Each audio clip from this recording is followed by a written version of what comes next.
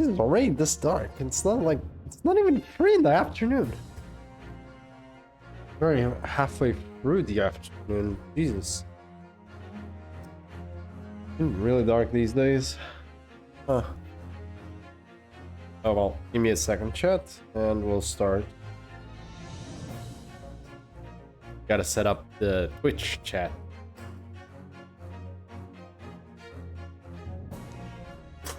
The usual. There we go. Problem solved. Ugh. Pum, pum, pum, ba, ba, da, ba.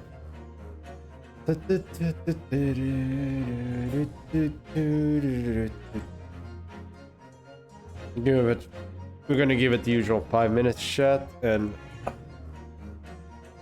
1 sec. Dear God, today is. I was fine a minute ago. I don't know where my nose is killing me again.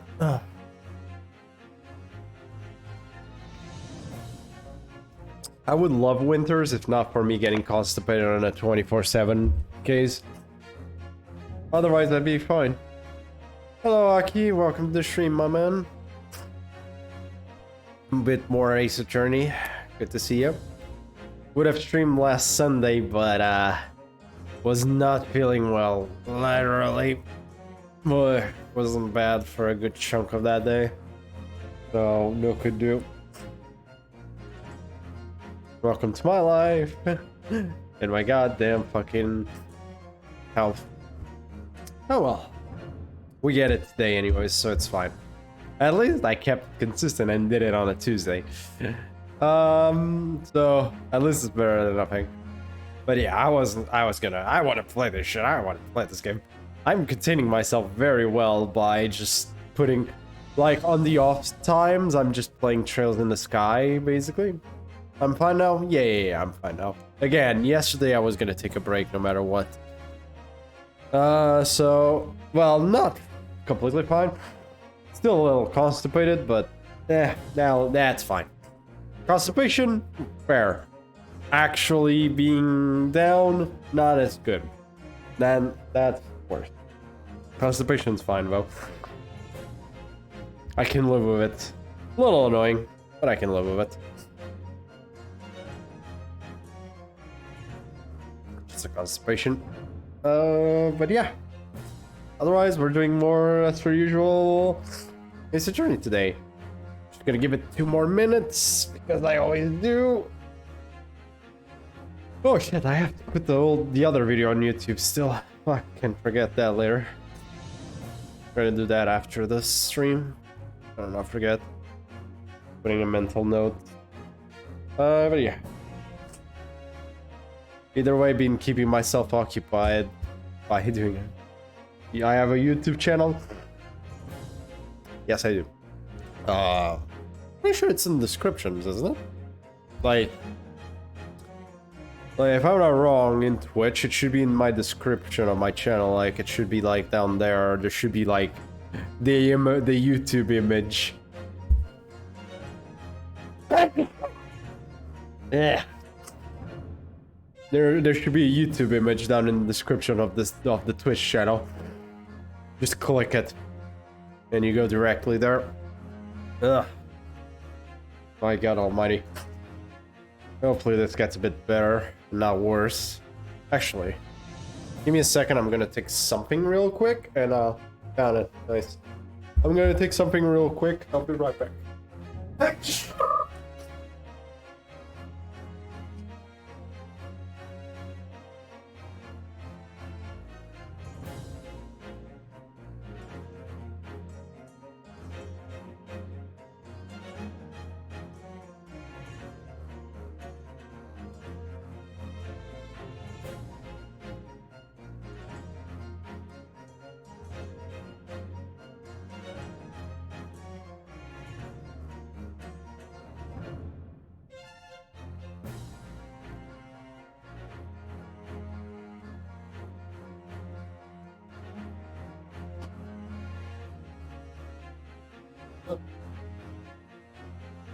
I got myself paracetamol.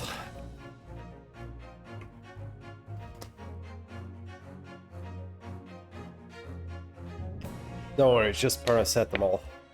It's like the weakest shit in existence. I can't take anything much stronger than that, unfortunately. Unless I want to possibly have actual issues. So, yeah, that's about it. Anyways, should be about time. I already gave it 5 minutes. So then, shall we continue with our Ace Attorney Chronicles adventure, yada yada yada yada. Also, congrats, you found my YouTube channel. Doesn't have a lot of stuff. It has some videos, but like a lot of them are old. Like the most recent shit in there is basically just the VODs for... It's just the VODs for Ace Attorney. Should also... Could technically put the VOD for Fate, but like... For the FGO things, but eh. Not sure anyone cares.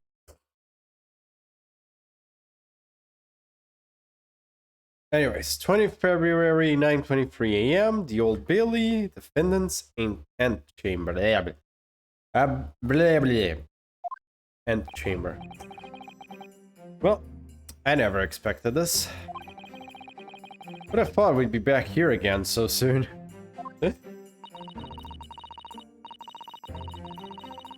We are on a study tour of Great Britain with the intention of learning the country's legal practices. Second. Computer screen's a little dirty. Everything's... Oh wow, we're getting light outside for once. Okay, clouds went to shit. Good. In order to research the latest court procedures here, we need as much court experience as possible. Well, yes, I suppose that's true, but... For the person in the dock, it may well be his or her one and only time in court, but it could be life-changing. In which case, Tria's research may seem a little... crass. Yeah. Oh, when you put it like that, you're quite right. Good morning? Good morning! Oh boy, my voice is completely fucked. Ah, Mr. Nutmeg, good morning. Oh dear, are you alright? Your eyes are terribly bloodshot. The early bird catches the worm, as they say here in Britain. Yes, I've heard that expression. But I really don't want to catch a worm. So I tried desperately not to wake up early, but I was so worried that I couldn't catch a wink. And now I'm absolutely exhausted as a result. You don't seem very exhausted. Do all literary people take things so, literally?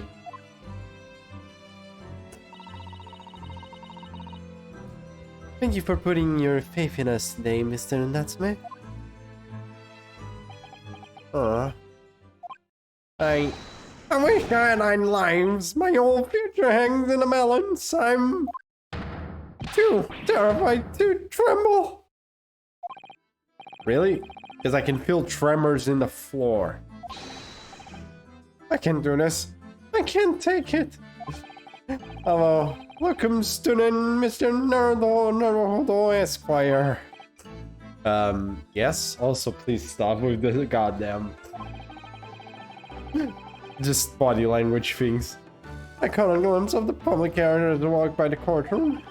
It looked like the opening night of the opera. There were so many people. I had no idea my case was such a notorious affair here in London. Oh, neither did I. Do you know why that might be, Miss Susato? I'm sorry, Mr. Naruto, but I have no idea. So that all-knowing look on your face is just coincidence then, is it? Oh, hide the truth from me? It's because of the Reaper, isn't it? Lord Van Zeke? Is that right, Mr. Sato? I purchased as many different newspapers as I could find this morning, and yes, Lord Van Zeke is on the front page of every one. I knew it! My god, that is, I mean, definitely... My nose especially is in a bad state right now. Holy shit. Sometime after the prosecutor was dubbed the Reaper of the Bailey, he stopped appearing in court, it seems. It's been several years now, in fact, until the day before yesterday. Yes, Inspector Gregson told us something similar, didn't he?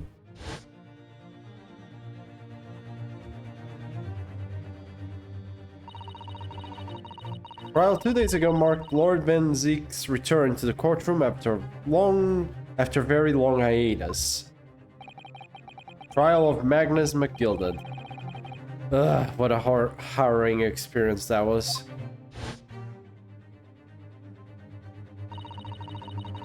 I believe that appearance made even greater waves than in the capital, than today's.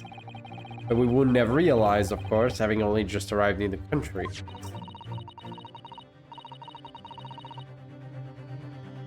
Why is the Reaper back in the Bailey so soon, for what appears to be a mundane murder?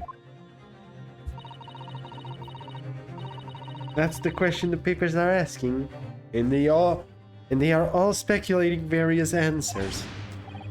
Mundane? Mundane? It's the most significant saga of the century to some of us. Oh dear, I meant no offense, Mr. Natsume, but that is how the papers are describing it. Well, let's we also forget the fact that it could spark an international incident. Obviously, the reappearance of this infamous prosecutor has caught people's attention. But there's an odd LinkedIn similarity with the trial 2 days ago. Yes, I agree. Welcome, student Mr. Naruhodo Esquire. It's you. Me? Well, I suppose that's true. Both times it is you stands against this legendary prosecutor. It can only mean that you're friends with the Reaper! Hey Black Reaper, welcome to the stream up. My freaking goddamn nose! Hey! Ugh. Alright, still a little constipated. This is gonna be an interesting stream. Doing voices while constipated. Oh boy, this is gonna go great. Gonna go amazing. Worst case, we might just do a shorter stream. I think that might be in case, but we'll see. Still, let's keep going. We barely started. Please, I don't rub shoulders with Deathbringers. I'm afraid that there's really only one other explanation. It can only be another example, Mr. Naruhodo, of your uncommon bad luck. Thanks for that. Oh, and this is just my luck. Why must I be represented by a man with such frail fortune? I'm the least lucky lawyer ever! Well, let's not forget that it was you, Mr. Natsume, who asked me to represent you. Yes, it's true that I'm just a student, new to London, with little in the way of experience or skills, or luck. But I promise you this, I will fight your corner until the bitter end. I feel like that's not exactly right. I don't know why. And I will believe in you, Mr. Natsume. I feel like that first line there, I will fight your corner until the bitter end.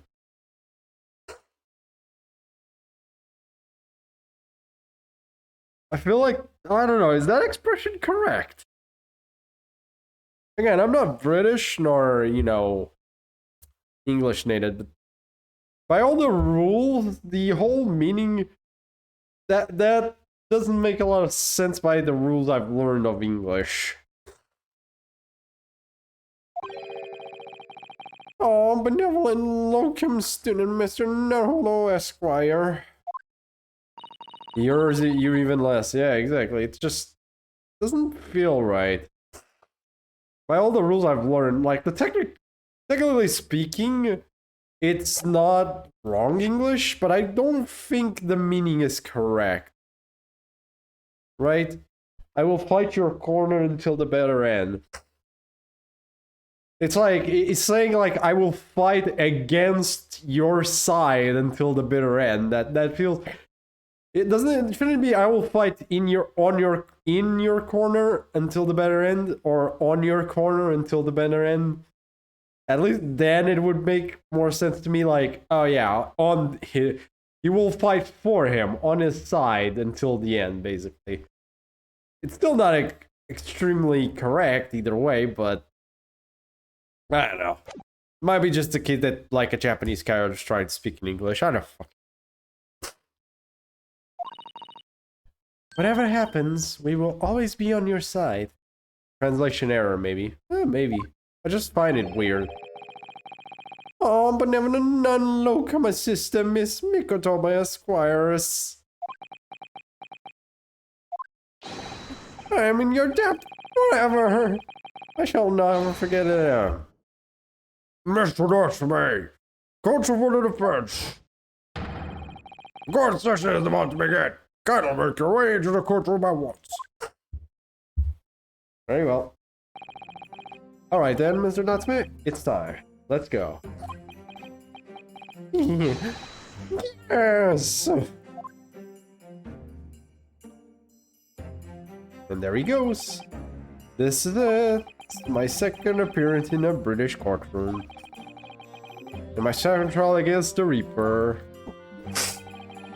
Perhaps you're watching over me, Cosma. Because this time I won't let my faith waver. I'll believe in my client to the last. Just like you believed in me. I believe I can do this now. I'm ready for this fight.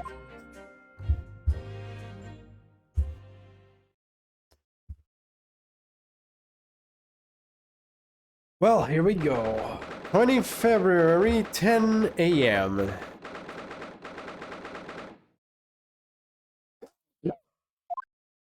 Sorry. I told you, I am very constipated. Ugh. In the name of Her Majesty the Queen, I hereby declare this court to be in session. I now call upon the counsels for the prosecution and defense to declare their willingness to proceed. Oh boy, Van Zeke's voice again. Oh boy, what was it again?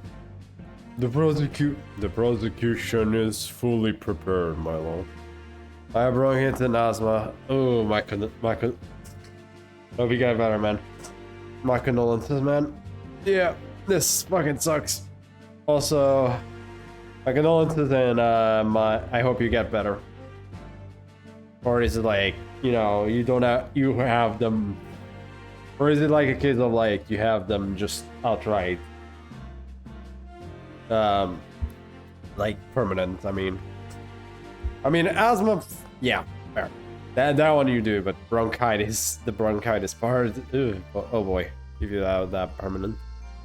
My condolences either way. Oh, anyways, let's keep. Fucking hell. The prosecution is fully prepared, my lord. The prosecution is fully prepared, my lord.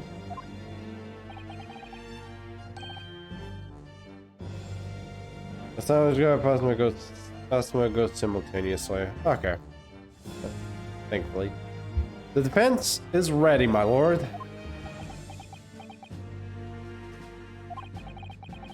The Nipponese are a truly fascinating breed. Sorry, What? Lord Strongard has told me all about it. You are a student who arrived in London but 2 days ago. A mere amateur. Do you have a point? Being a compatriot, you feel compelled to try to help the accused. I suppose... typical Nipponese arrogance. Forgive me, but I do not believe arrogance is an appropriate description. Sato-san. After all, at our previous encounter, the defendant was found to be innocent.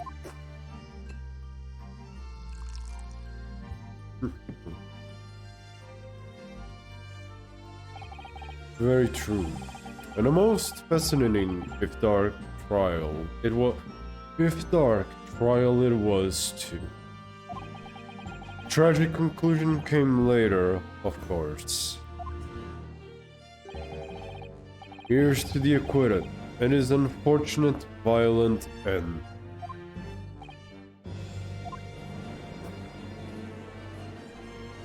Oh, I see someone there I've seen before. Thank you, counsels. I see both sides are in fine battle. I didn't read that wrong, did I? Now, ladies and gentlemen of the jury, are you ready to carry out your duties here in court as impartial members of the public? Oh boy, here we go, this guy again. You never know when you might be down on your luck, but I believe in fair play for everyone. Well, I must warn you, I'm rather more ruthless than I appear. Oh well, not me. What you see was what you get. I'm a peace-loving fellow. Oh no! Not again! No! No! Why? Oh no, not again! Oh god, I knew I had to, but... Why you do this to me, world? Why again? Why this character again? Oh boy, kill me. I'm afraid to say, I think it's quite possible that Mustache for an identity. Oh, this is a rough looking one. Come on, what are we waiting for? No, no, he did it anyway.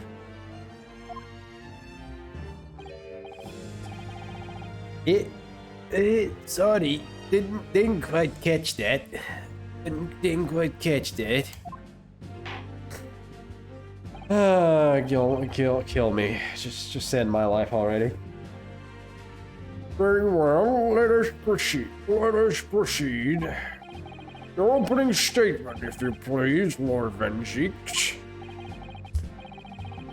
Very recently, Great Britain signed an alliance with a rising power in the Far East. The accused in the dock today is a student from that same land, a certain Mr. Soseki Natsume. And while our country has extended its foreign student the warmest of welcomes, regrettably the kindness has not been returned. In fact, the student is accused of a most sinister act. I can't not. Of plunging a knife into the back of an innocent woman who is doing nothing but walking down the streets. Also, wait! Oh, god damn it. A knife crime. I tell you from bitter experience, those are the worst. Bloody oath they are. Just look at that short, solo complexion, short stature. He's one of those dreadful Japanese. Come on, let's get to some.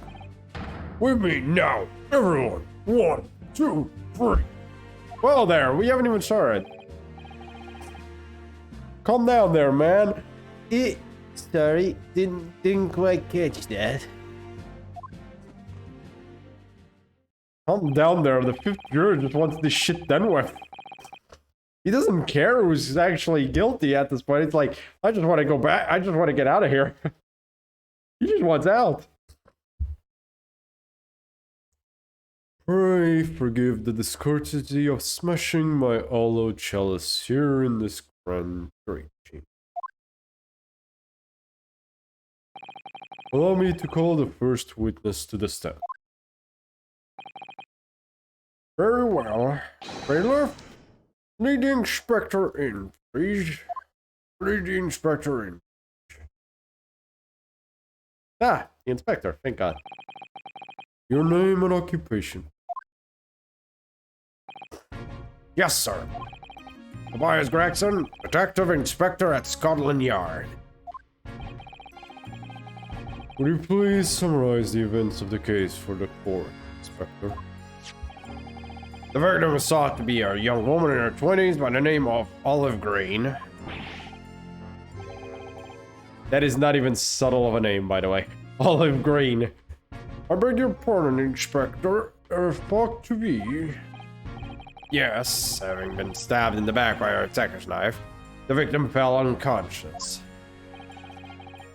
That was 3 days ago now, and she's been comatose ever since. Oh, what? They don't even know she is for sure. Comatose. I see. But her life is not in danger. Fortunately for the Eastern student, the charge will not be murder. Pray, elaborate on the details, Inspector. Sir, if I could ask everyone to look at the street map.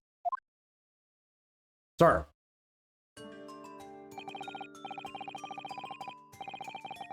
As I mentioned, the incident took place 3 days ago, at around 5 in the afternoon. It happened on the pavement running alongside Briar Road, a wide thoroughfare for horse-drawn vehicles.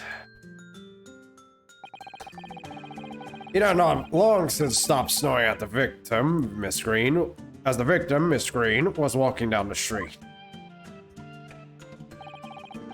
Out of the blue, she was approached from behind by the accused and stabbed in the back. Luckily, the young lady's life was spared, and she's currently being treated in one of the city hospitals. But being unconscious as she is, we've been unable to take a statement from her, of course. This is the case file of everything we know about the victim so far. Thank you, Inspector. The court will accept the document as evidence, if you please.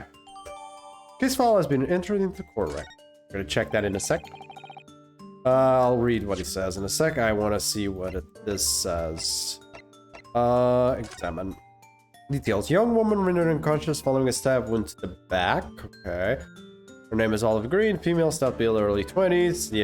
Location, pavement of Briar Road, east side. Reporting officer Rolly Beat. Oh, there's more. Additional notes. The victim remains unconscious. Her name was gleaned from her personal effects. Other details are unknown. Apart from the single stab wound from the large knife, no other signs of injury were observed.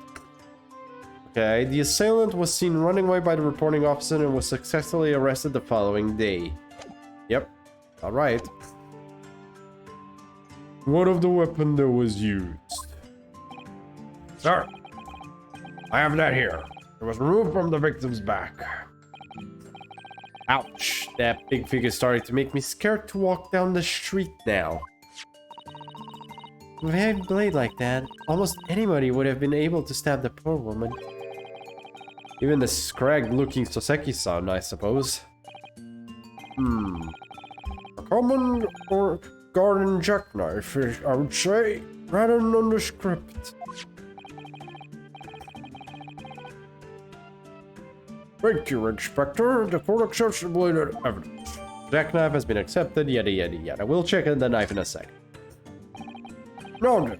Oh, what do you know of the motive? Money or valuables, I presume? Before I keep going, again, let's examine it. Let's see. Okay. Is it just me or is it Chip? Is it just me? It looks chipped, doesn't it? Oh, look here, Mr. Naruto, just at the tip. Small piece of the blade appears to be missing. You're right. Well spotted, Mrs. Sato. What could have happened to it? Yes, you don't think he could still be lodging the victim, do you? Oh dear, I do hope not. That sounds terribly painful. That does sound painful as hell. I don't think he'd want that. Yeah. So it is missing the tip. The knife itself is missing the tip, by the looks of it.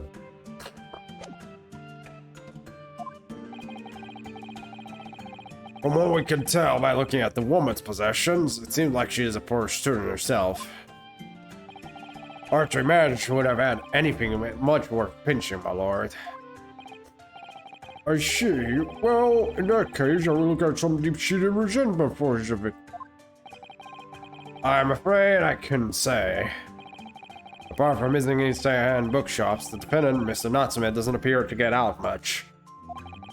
At this moment in time, we haven't been able to establish any sort of connection between him and the victim. Yes! If having grievance had been ruled out as the motive, what reason could Mr. Natsume possibly have had to stabbing the young woman? Yet you arrested the man in spite of that, in a totally unjustified and heavy-handed way. Objection!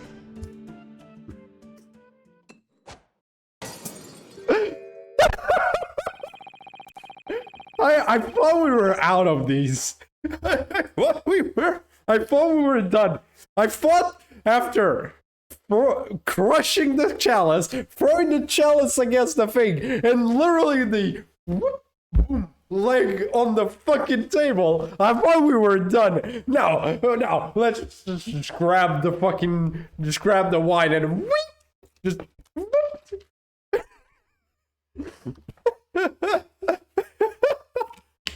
Sorry. This man is a treasure trove of meme, of like absolute precious, just mwah, every fucking one, every single fucking one of them. Oh my god. I am sorry. Just a second, chat. Oh my god. This man is literally a treasure trove of just mwah, of absolutely amazing reactions. Like, I can't. Oh my god. What the fuck? What's next? Seriously, at this point I'm just like, what's next? Oh my god, this man is a fucking riot. Oh boy. Okay, calm down, me. Whew. It's still the leg is still the best one, by the way. I cannot get over the leg, but this one is like, yeah, there we go, another one. Pray forgive the discourtesy of flinging a freshly uncorked bottle into the public. He fit like a glove to the game. I know, right? He's so good. Oh my god, he's great. Plus, I am dying from. Oh boy, I can't even. But your words are sour that's hollowed. For it is you, my learned friend, who is being heavy-handed. What? Colonial does not arrest people without good cause. That should be beyond question. Inspector Gregson, the prosecution calls for your formal testimony. Explain to the court precisely why the constabulary came to arrest the Nipponese student. Yes, sir. Well, here we go. And so it starts. Oh, he still has his chips, fish and chips with him. How the hell is he actually permitted to have the fish and chips with him like? Can you actually have food while you're in court? Like, testifying? I don't think that's legal.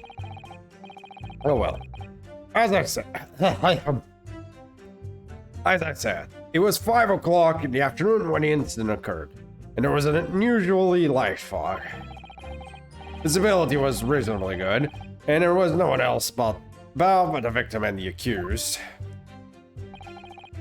Out of the blue, the victim was stabbed from behind and subsequently collapsed on the pavement.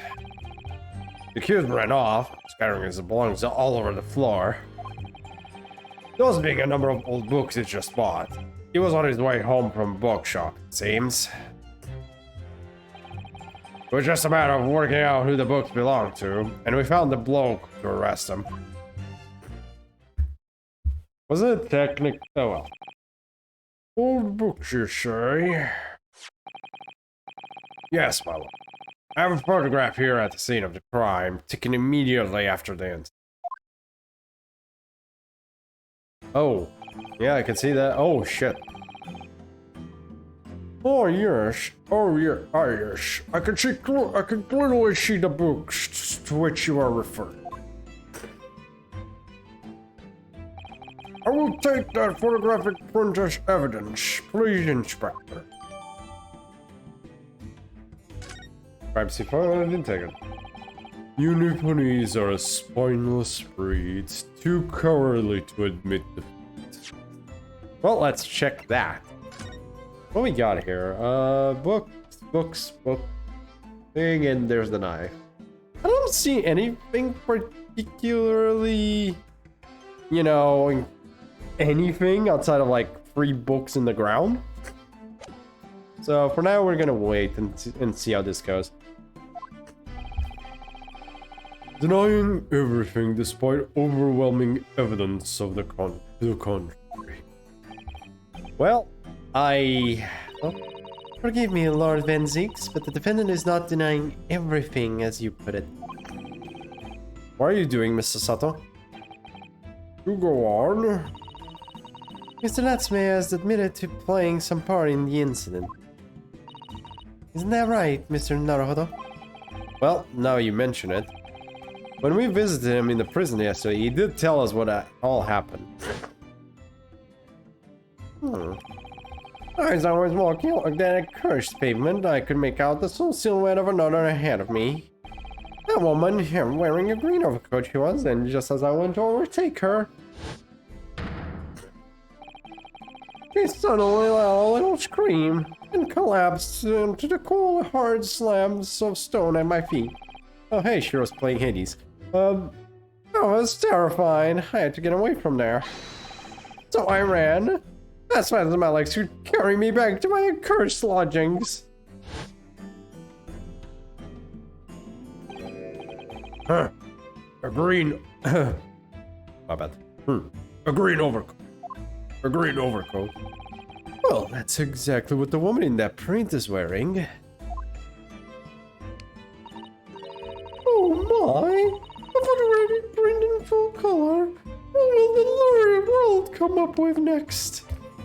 I don't want to voice this character. Stop, world. Please. The defendant has done nothing more than admit he fled the scene of a terrifying incident. That does not mean that he's guilty of the heinous crime of stabbing the woman in the back. There was nobody else. There was nobody else there at the time. Just the 2 of them. The victim and the accused. In other words, there is nobody else who could possibly have stabbed the woman. A fact that the accused concedes. It seems that this cross-examination could prove to be pivotal, Count. Proceed. Yes, my lord. Nothing for it. I have to use this cross-examination to turn the tables here. It's our only chance. Yeah, so, like a good Ace Attorney player, I will press every single fucking one of them. And kill my voice in the process. As I said, it was 5 o'clock in the afternoon when the incident occurred. There was an unusually light fog. A light fog, you say? Well, light for London. You could see the opposite side of the street for once. Not much farther, though. That's light, is it? Around these parts, yes. Not something I'd expect a Japanese fella like yourself to know, of course. I've read that London is famous for its fog. But in my country, people usually imagine that gives the city a rather beautiful appearance. Oh, quaint. Yes, well, it's not something as Londoners tend to romanticize, as I expect you can appreciate. I see. At this time of year, the fog causes a large number of accidents, especially when it's heavy. Sometimes you can even see your own hand at the end of your arm. Jesus. Indeed. The other day, I was very closely trampled by horses before I could see the carriage they were pulling. What the fuck? Man, how are you okay? It's not the son. I should definitely remember to stop, look, and listen. However, on the day that concerns us, the fog was somewhat lighter than usual. A fact no doubt lamented by the accused. That does suck. For us. Though it also might be our opportunity at the same time, chat. It sucks because we could have an excuse. We're lacking that excuse. On the positive side, someone might have seen something that might help us out, which is the positive. And the only positive we get out of that visibility was reasonably good, and there was no one else about but the victim and the accused. How are you able to state that with any certainty? Oh, shit. Clicked the wrong button. 1 second, chat, buddy. Yoink. Oh my god. There we go. Quite simply, my learned friend, because that is what the witnesses to this crime have told us. Ah, yes, Inspector Gregson mentioned the witnesses yesterday, didn't he? That's right. One of them is a policeman, I believe, from Scotland Yard. That is correct, ma'am. Oh my freaking god. Then we must hear their testimony. The prosecution will, of course, call them to the stand, should it be necessary. But, wait a minute. At 5 o'clock in the afternoon in the middle of winter, it would have been dark already. No matter how light the fog might have been, no one could have seen. You're forgetting something. I'm unaware of the situation on your tiny land in the east. But here in the capital city of Great Britain, all main roads are illuminated in the night by gas streetlights. Ah! The prosecution believes there would have been ample light by which to witness the crime. Quite. Here in London, for the first time in history, mankind has completely conquered the darkness. Also, I love it that, like, this is actually, it really does feel like they are from another country, like the main characters, when you think about it, because, like, well, maybe to an excessive level. Because they don't, not only do they not understand the customs as well yet. Again, we've been, what, 3 days in? They've been in London like for 3 days total. At this point in time, for one, and two, 1 second, and two, it's like at this point in time, like it also I imagine that by this period of time, I won't even understand because Japan is so far behind in technology. That like stuff like that would be like common for London doesn't make a lot of sense for him. So yeah, these questions at least make sense because of what we're dealing with. But again, this is just considering the perspective of the main characters. That's actually relevant. For the point that they've put it up for us, that's very well done actually when you think about it. That's very good attention to detail. Also, it's 3 in the afternoon and somehow there's no light. 1 second. How the fuck? There. Problem solved. What the hell? It's 3 in the afternoon and there's no lights outside. What the hell? There we go. Anyways, let's keep going. Which means we really need to hear those witness statements. If I could just get through the fog of this cross-examination, maybe we'll be able to. It seems the counsel for the defense is taking stock. Continue with your testimony, Inspector. Out of the blue, the victim was stabbed from behind and subsequently collapsed on the pavement. Okay, press. From behind, you say? That's right. As you can see from this print. Yes, quite so, Inspector. The handle of the weapon is clearly protruding from the victim's back. And you say this poor woman, Miss Green, remains in a critical condition, comatose no less. I'm afraid so, my lord. Yes, she's being treated at Bart's. I was hopeful that she'd come around before the trial started so I could take a statement, but it wasn't to be. Yes, that is indeed a pity. It would have been most illuminating to hear the victim's own account of events. Luck is on your client's side, it seems. God damn it. On the contrary, my client has been exceedingly unlucky. Your force of tone is seriously undermined by those disturbingly wide eyes, I'm afraid. We are not getting away with this, are we? Scot-free. The accused ran off, scattering his belongings all over the floor. Mr. Natsuma's belongings, I think you'll find it's all there in the photographic print of the crime scene.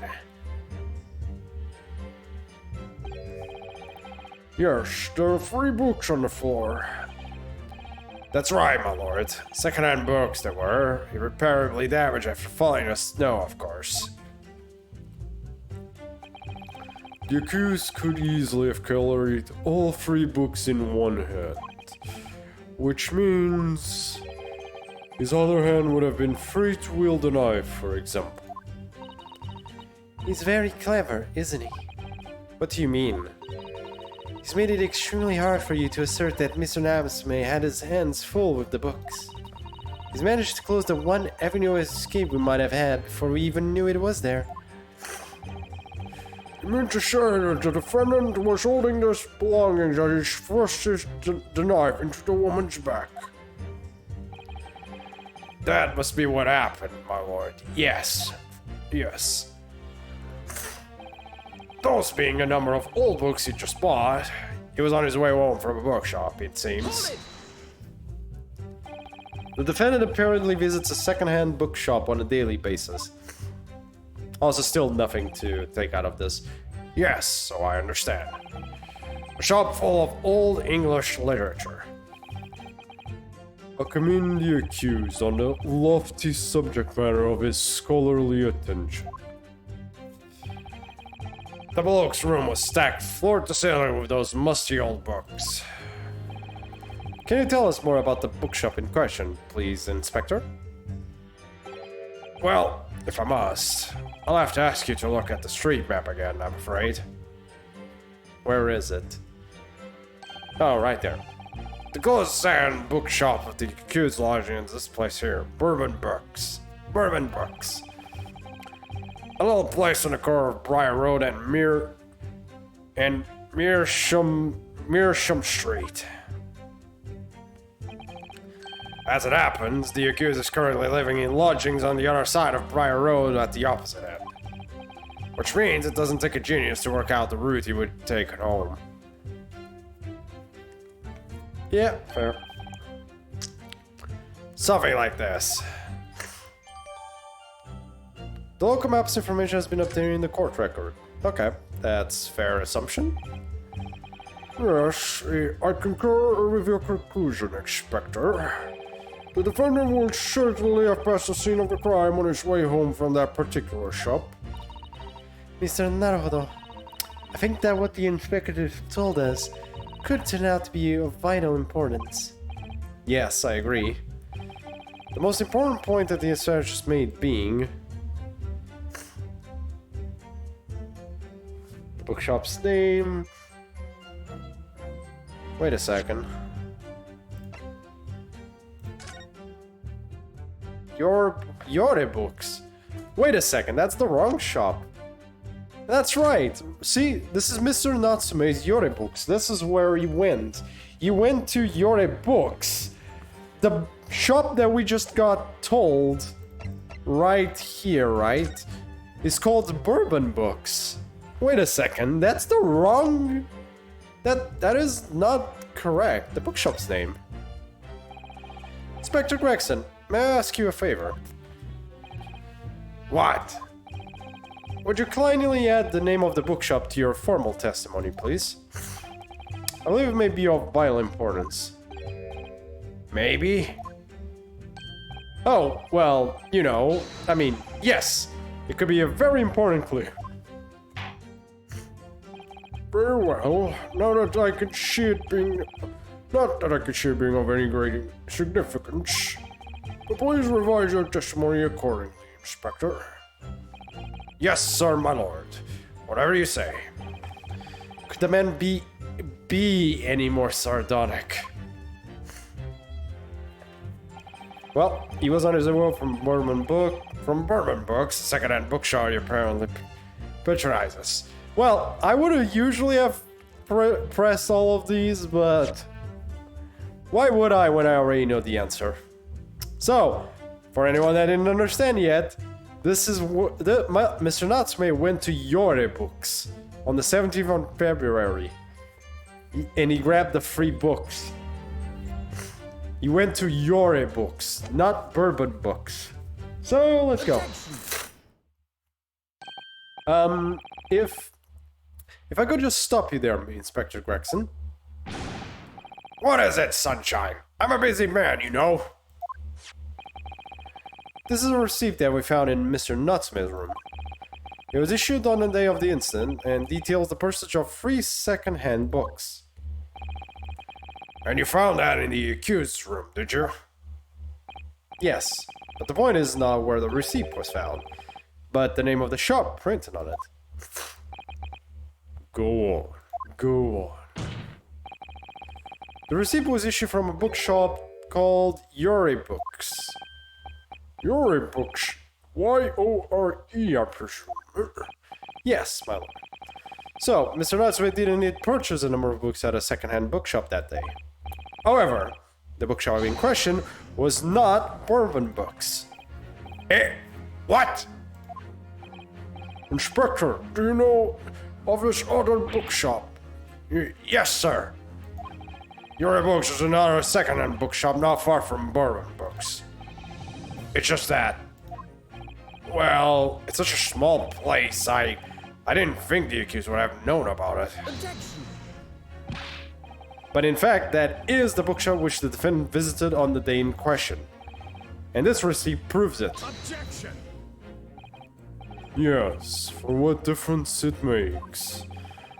Wherever the man purchases musty tomes, it makes no difference in the final analysis. Objection! I disagree. I mean, after all, I have the street map here if that might be of help. Oh, yes, thank you. Have a look at this, please. Where is Yore Books? The defendant had been returned from Bourbon Books. Then yes, he would almost certainly have passed the place where Miss Green was attacked. However, if we take into account the fact that he was actually at another bookshop, Yore Books, it may very well turn out that he wouldn't have passed that location at all. Could that be true? Could that be true? No. Forgot his voice. Could that be true? Could that be true? My, it really depends on where this other bookshop is. But I do declare it may be a possibility. Is that right, Mr. Lawyer, sir? What you just said? Absolutely. It absolutely could be right. It could be, but where is Yore Books? We're about to get shafted, aren't we? Inspector Gregson, where is this Yore Books establishment? Well, obviously we looked into that. Where is it? It turns out that Yore Books is just here on the next score of on the street going east. Oh no, that doesn't help our case. Well, it might. And there you have it. As you can clearly see now. Oh. That changes nothing, buddy. It's in the... Pour some wine. My little Nipponese friend is obviously in training to be a clown. The way he regales us with such witticisms. To your future career in the circus. You put that glass down now, or I'll put it down for you. I didn't think I needed to spell it out, but here we go. Yeah, it doesn't really help our case. If the accused was coming home from Yuri books instead of bourbon books... Yeah. There's no doubt he still would have passed the place where the victim was stabbed. God damn it. Yes, thank you, Inspector. Allow me to reiterate for my learned, if somewhat slow, Nipponese friends. And crushes the chalice. Whatever the man purchases must atones. It makes no difference in the final analysis. As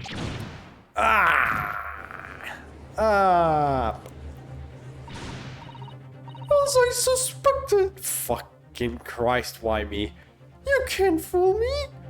And I don't suggest you try. What did I say?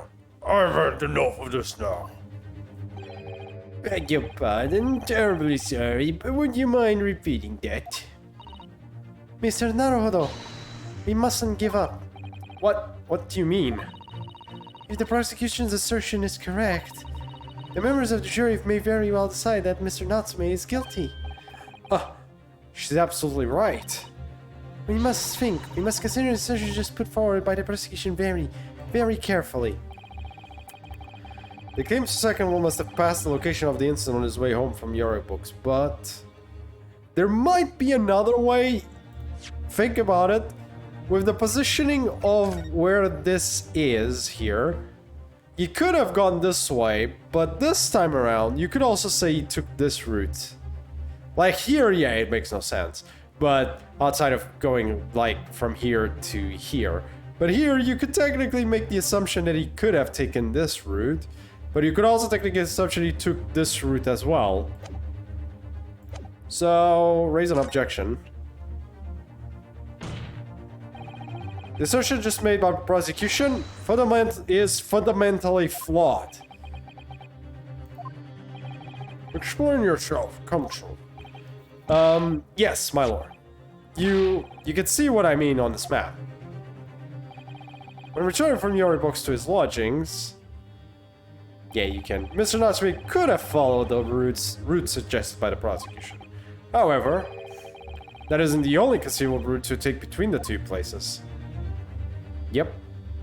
You could have taken the other route as well. If the defendant used these streets, look what happens.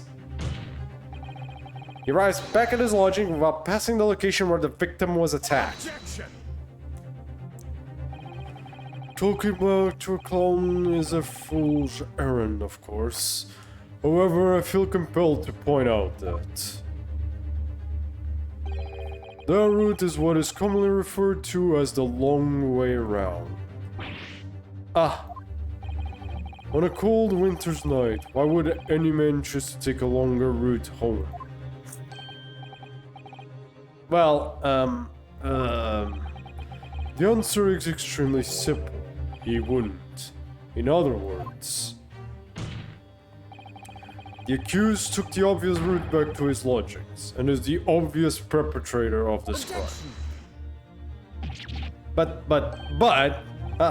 Yes, I've got it. Obviously, we must ask the man himself, ask Mr. which route he took home. I have already informed the court of the accused's response to such question. He claims he has no recollection. That's right. As said, the bloke seems to spend his time outside wandering aimlessly from A to B.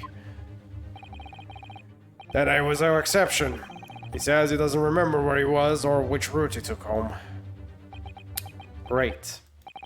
I don't believe this!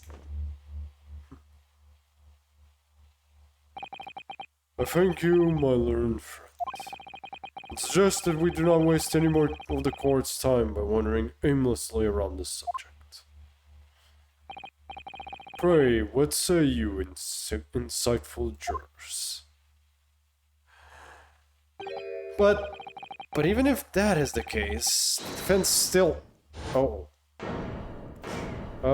they're pissed. Nope, they've had enough now. I agree with Lord Vensix. Wholeheartedly and in every way. What? I don't believe it. Does this mean we members of the jury are completely convinced now? Very well, in that case I hereby call upon all members of the jury to present your findings to the court. Guilty! Oh. Guilty. Guilty. Guilty. Guilty. That's... Guilty. Wait, that's the voice of the fifth juror? Really?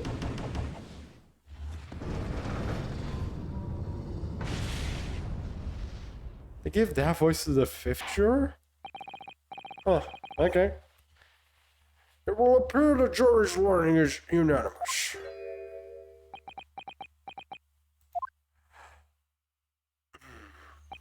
To the insightful members of the jury, I applaud your brave resolve. You serve Queen and country admirably. Mr. Naruhodo. Nope, not yet. This isn't over yet. I still have one last chance to sway the opinion of the jury. I have to tip the balance of those skills the other way. I have to turn this around. Somehow. Those are the eyes of Quarry, not yet willing to give up and die. Again, so I presume you intend to wield your rights again in this trial. Rights of the defense running into antiquated British law that should have been buried long ago. Call it antiquated if you will, but it's the defense's prerogative to carry out a submission examination if it so chooses. Very well, Counsel. According to the letter of the law, we shall proceed with submission examination. Are the members of the jury ready, Mr. Foreman? Of course we're ready. Of course we're ready. I'm all too familiar with that Nipponese whippersnapper and his uncle's refusal to throw in his alley. Very well then. Ladies and gentlemen of the jury, you will explain on what grounds you have determined the defendant to be guilty. Here we go! The new mechanic! Judicial findings. Here we go. I actually liked this last time, so this could be neat. For pity's sake, the little Nipponese oddity already admitted it himself, didn't he? If he said that a woman is green collapsed before his eyes, why, it can only have been the victim. The man wouldn't have gone around the houses on his way back from the bookshop, not in winter. So the poor woman was attacked from behind, was she? How dreadful. I really don't care. Can we just wrap this up now? I've got work to be doing. Yori books, yes. No shop that. But bourbon books? No, not worth a visit. What are these goddamn statements? With only minor exceptions, the reasons for finding the defendant guilty are all too clear. When the stabbing occurred, the only two people at the scene were the victim and the accused. And the accused himself has admitted to seeing the victim in her green overcoat sink to the ground before his eyes. Furthermore, we have heard from the inspector that the defendant then fled the scene. I must say, I would have ample grounds to convict this man already. Oh dear. Even the judge appears convinced of Mr. Natsume's guilt now. This is not going well, chat. This is not going well at all. So it gets a bit better. Why did he have to run away like that? Are we supposed to believe in some phantom attacker that nobody could see? This is impossible. How can I possibly make a case for the defense? Mr. Naruto, this is no time for grumbling. If you want to force the trial to continue? Yes, I know. I have to turn the tide. I must make the jurors change their minds. Well, 4 of them at least. Exactly. We have no choice but to forge forward. Why do we need to get four, but Van Zieks can get away with just 3 of them? You have the floor, Counsel. Begin your summation examination. Yes, my lord. Here we go. I just need to keep this trial going somehow. Whatever it takes. Come on, Ryunosuke. You can do it. It's time. There we go. Jury examination.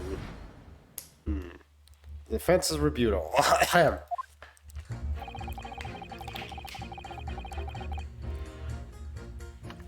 This time it doesn't seem to be as obvious, so pressing might be what we need to do. Also, I'm just gonna go grab something and be right back.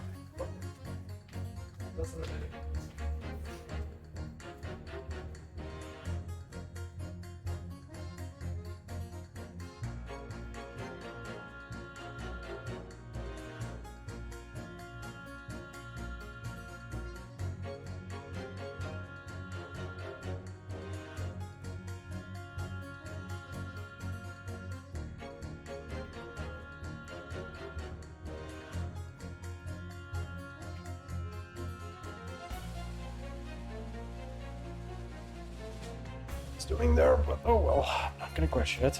I'm back. Just went to grab some chocolates. Eat while I play. Okay, let's press Mr. Fair Play. Excuse me, bud. Aren't you... Yes, that's right. I was in the witness stand myself just 2 days ago. Just 2 days ago. Yes, I had a feeling your face. Or the side of it, anyway. If I'm correct, you're a banker, aren't you? That's right. After the gold rush down under, I came back to London to work. And it was all going swimmingly until you started fussing around. Bruce Fairplay was a man of repute. Sorry? Don't think I forgot how you treated me the other day. You had me and that young hatter pegged as criminals. Oh, well, you know... water under a bridge. Now there's all sorts of rumors buzzing around, and the police have been badgering me non-stop. If I could turn back the clock... Well, anyway, I don't know about the Hatter, but at least I'm in the clear now. I'm free to make up my own mind about who's guilty and who isn't. Ah, thank goodness. Alright, maybe I might try to change this man's mind, given our Orc story. Oh dear, I wonder what's become of Mr. First now. We'll be fine, probably. Said that woman in green collapsed, yada yada yada. We'll see.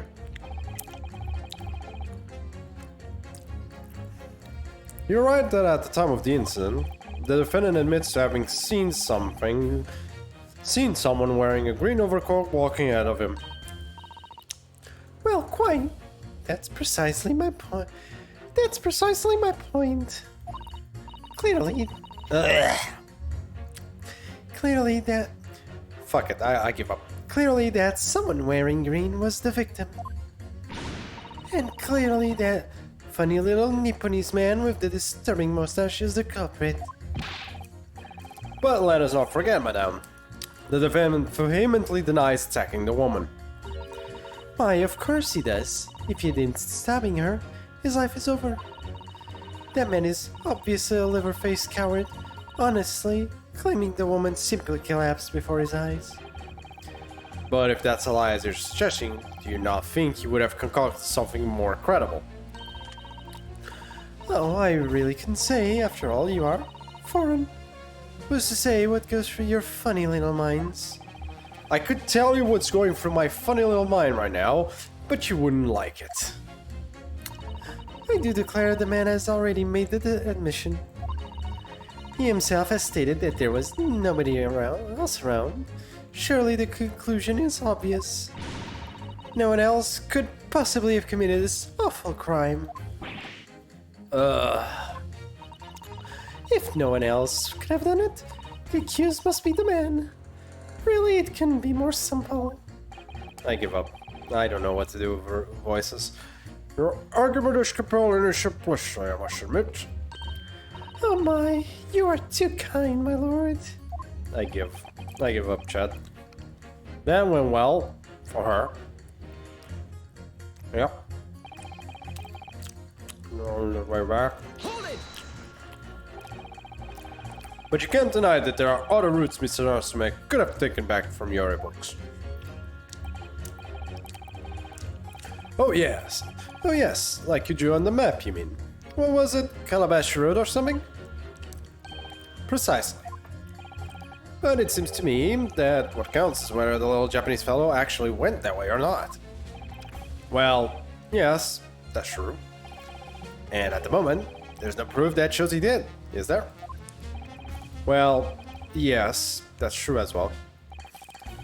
And as I understand it, the accused himself doesn't remember which way he went, does he? Well, yes, that's annoyingly true. Winter nights are dark and cold, so the way I see it, you'd want to get home as quickly as possible. Well, yes, why is all this true? So really, the only thing that makes sense is that he went along Briar Road. Ah! I'm supposed to be convincing you here! I haven't given it a lot of thought, you know. I didn't just make up my mind on a whim that he did it. I mean, if there was some logical reason why he might have gone the Calabash Roadway, it'd be different. I'd be happy to reconsider my position in that case. Honest, I would. A reason why Soseki-san might have taken the longer way home. Yes, a good reason. I don't imagine you'll be able to sway this young man's opinion without one. So, if we can find a good reason for that, we could. Oh, kill me now. Whatever is the matter, young man? You're the wife of Mr. Garrett, aren't you? The landlord who rents Mr. Natsume his room. The master's wife? Where did you get your idea, sir? I'm the maid, you understand? She's keeping up that charade. This is going to be awkward. Why didn't you mention this yesterday? That you'd been selected for the jury in this trial, I mean. Well, I was told not to mention it to anyone until the day of the trial, see? It was in the letter I received. The instructions were very clear, so I'm afraid I had no choice. I see. Anyway, Mr. Natsume, the defendant, takes lodging in your master house, doesn't he? Yes, that's right. Although he's only been in a little over a week now. And in that time, surely you must have taken stock of his character. As Mr. Lyons like the kind of man who would commit a crime such as this. Oh my goodness me, yes. He's just the sort. What? Spending all his time in that dark and dingy room, sporting that unscrupulous mustache. The man never speaks, and I'm getting started on those shifty eyes. All the neighbors are talking about him. I've heard them, you know. People think he must be building a bomb there or something. Oh dear, poor Mr. Natsume. How could people say such things about him? He's just a harmless bookworm, nothing more. Well, you just called him a worm, so... Anyway, I'd better recover about inviting this mate to speak. She said enough damning things already. Yep. Okay, you have no good point. Give us something to work with. A man's life is on the line here, sir. This will take as long as it takes. Don't get glory with me now, son. My life's on the line too, and so is my family's. Ah, The last of you wouldn't understand, but a laborer like me can't afford to take time off. If I don't work, I don't eat. I neither do the wife and kids. Oh, I see. That must be very hard. I go to the union every morning to find out what needs to be. If you're late and the work's taken, it's tough. This time of year, there's water and gas supply pipes bursting left, right, and center. You have cheap labor to get the roads dug up to fix it. It's a hard slog from dawn to dusk, it is. So, you were out digging up the roads on the day of the incident as well, were you? That's right. That's right. In fact, if I remember rightly, it was just around the corner from where it all happened. By that old bookshop it was. What? Another coincidence? That's right. Where some street it was. Where's Shum Street? On the map, Mr. Naruto, there are only 3 named streets. Juror number 5, I need you to add that information to your formal statement, please. What's the point of that? Can we just get this business over with now? Please, sir, it's important. Fine, I'll do it then. Okay. On the day it happened, I was digging up construction from dawn till dusk. That doesn't tell me anything yet. Let's see what this man has to say. Sorry. Folded, you say? Fold what? No. What I said was hold it. What I wanted to ask was, do you visit your books often? I like to hold books they have in there, yes. I enjoy reading them all over a nice cup of old tea. That's my daily routine, you see. Same thing every day, including the day you're all talking about. And at what time did you visit your books on the day in question? Well, I was picking out books in there all afternoon, and it would have been just before 5 that I left. That's my daily routine, you see. Same thing every day, including the day you're all talking about. Just before 5, you say? Exactly when the victim was attacked. Are you sure about the time? Oh yes, no mistake there. I remember it well. I'm not about to forget that day in a hurry. Not after the dreadful time I had. What do you mean? Well, I was walking down Calabash Road and I slipped on the ice and donked my head. Oh, it's always worse after snow stopped falling, and that's when it's more slippery. Knocked myself clean out, I did. I really thought my number was up. Wait a minute. Let me get this straight. This happened on Calabash Road. That's right. I live in Cornpipe, you see. I think now Calabash Road is the quickest way for me to get back from your books. Juror number 6, I must insist that you add that information to your formal statement. It may very well be extremely significant. Sorry. Extremely sick? No, I'm quite alright now.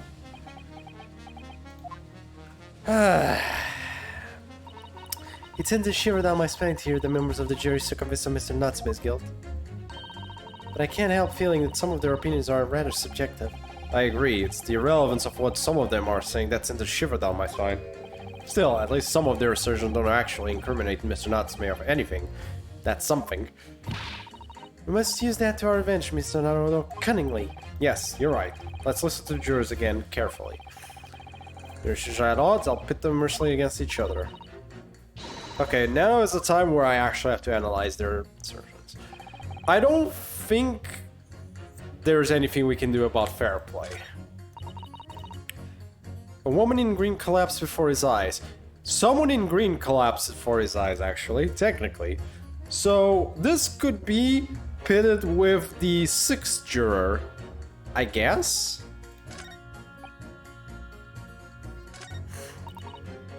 I think we can pit her with... I sleep over that evening on the Calabash Road and all myself. I think we can pit number 2 with 6 because I don't think we can do anything about her either. So these two we can because... See what she said? Like, if he said that a woman in green, but collapsed before her eyes. It could only have been the victim. She said it could have only been the victim, but in actuality, juror number 6 had also fell down in Calabash Road. So there is a chance. Those two statements clearly show a flaw in the juror's reasoning. A flaw? What are you talking about, Consul? Well, juror number 2, juror number 6. My, what do you mean, sir? What do you mean, sir? I think perhaps the old man didn't hear you. Unbelievable. It's not like I was loud or anything. There's at least one fact of which we can be sure here. The bookshop receipt found in the defendant's room clearly indicates that on the day of the attack, he had been into your books and purchased a number of second-hand titles. He then returned home on foot. But the man says he has no recollection of his journey, of his return journey. That's correct. But what he does remember is seeing someone appear in front of him on the way. Someone in a green overcoat who suddenly collapsed on the pavement before his eyes. Yes, you're all well. Ah, God, I give up. Yes, we are well aware of all this. The poor young woman was stabbed, obviously. Objection! Can we really be sure of that, madame? Why, whatever do you mean? I'm sure you heard juror number 6's account of what happened to him that day. That same afternoon, there was somebody else apart from the victim, who was wearing a green overcoat and who fell over on the icy streets in the neighborhood. Oh my, oh my. Oh my, oh my. My goodness, you mean... That's right. I'm referring, of course, to a hard-of-hearing juror number 6. Are you really suggesting that the person in the green overcoat whom the defendant saw collapse in front of his eyes was a jolly old gentleman at the end of the bench here with me today? That's entirely possible, yes. After all, the old man has a somewhat similar build to the victim. Whoa, look at that! My goodness me! Sorry, you need a pee. And crucially, we know precisely where the old man in the green overcoat fell. On Calabash Road. Therefore, if the person Mr. Natsume saw collapse in front of him was in fact juror number 6, it means the defendant must have taken the long route back to his lodgings. And if that's true, then clearly, the crime scene on Briar Road where the woman was stabbed was not on his way home. Oh my. There you go. What is this one? You idiot old man. If you hadn't been so daft as to be roaming over there, we'd have boxed this off hours ago. And really, what were you thinking wearing such a befuddling coat? What did you say to me? Is it a crime? Is it a crime for the elderly to start to walk the street these days? Is it a crime to sleep over on the ice? Is it a crime to keep up with the latest styles and wear a beautiful green overcoat? Is it? Oh. Well, changed their mind. My lord, I do hope it won't cause any inconvenience, but... You like to change your leaning, I presume. I do declare that I would. I would like to call for a verdict of not guilty. Thank you. And I would too. What?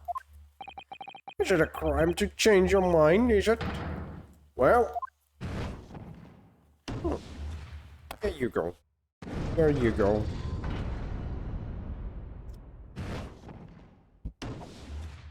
Another one. Oh, that's true. Oh, well done, Mr. Naruto. That was wonderful. Well, managed to change a couple of minds at least. Strengthen our position somewhat. Yes. It will prompt the other members of the jury to reconsider their stance as well. They'll be asking themselves if their current leanings are really right or wrong. Or not. Now, if only we could just have even one more clear discrepancy that would make them stop down, Mr. Natsume. We might be able to tip the balance completely. Yes, that's exactly what we got to do. Ben Zix is looking to bring this trial to an early conclusion. That's what we have to prevent, by whatever means we have at our disposal.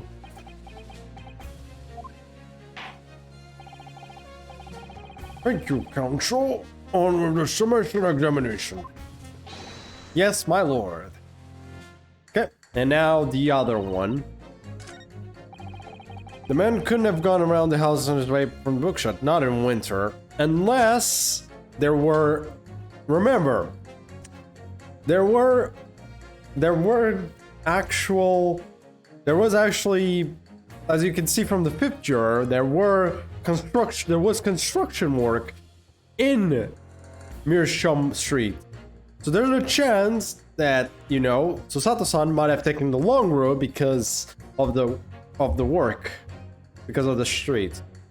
And remember, this man only said that he would change his mind if there was a reason for him not to take the long road. Objection!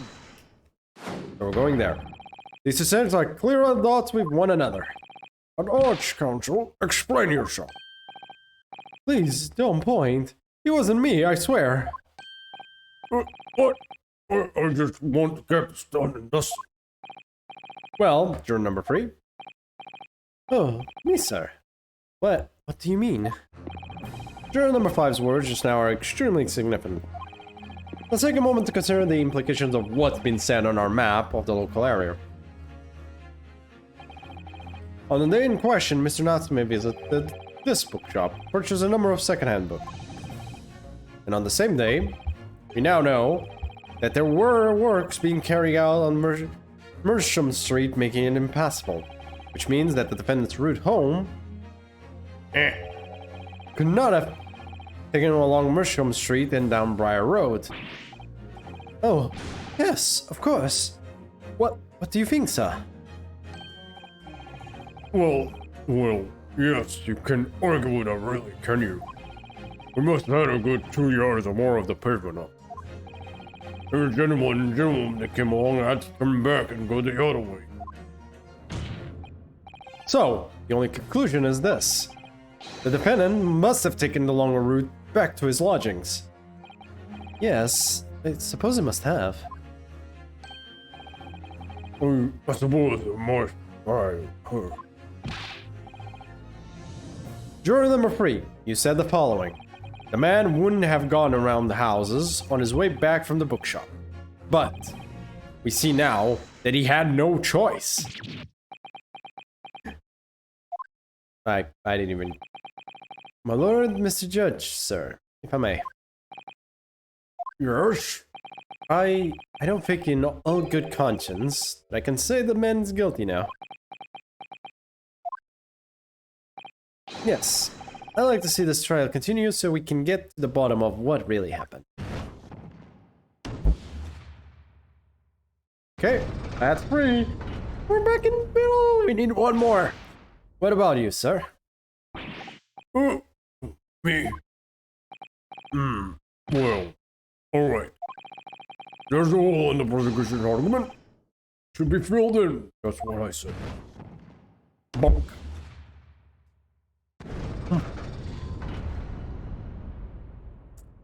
Back to square one. Well, the submission examination is clearly a large shift in opinion. Yes, 2, no's 4. So the no's have it. Not guilty, they'd say. Means we no longer have a consensus among the members of the jury. The trial will continue. Objection! Oh boy. Someone's pissed. Hey, Van. Zeeks. Ah! Brush the breath. Could it seem churlish of me to drink from a hallowed chalice moments after raising an objection?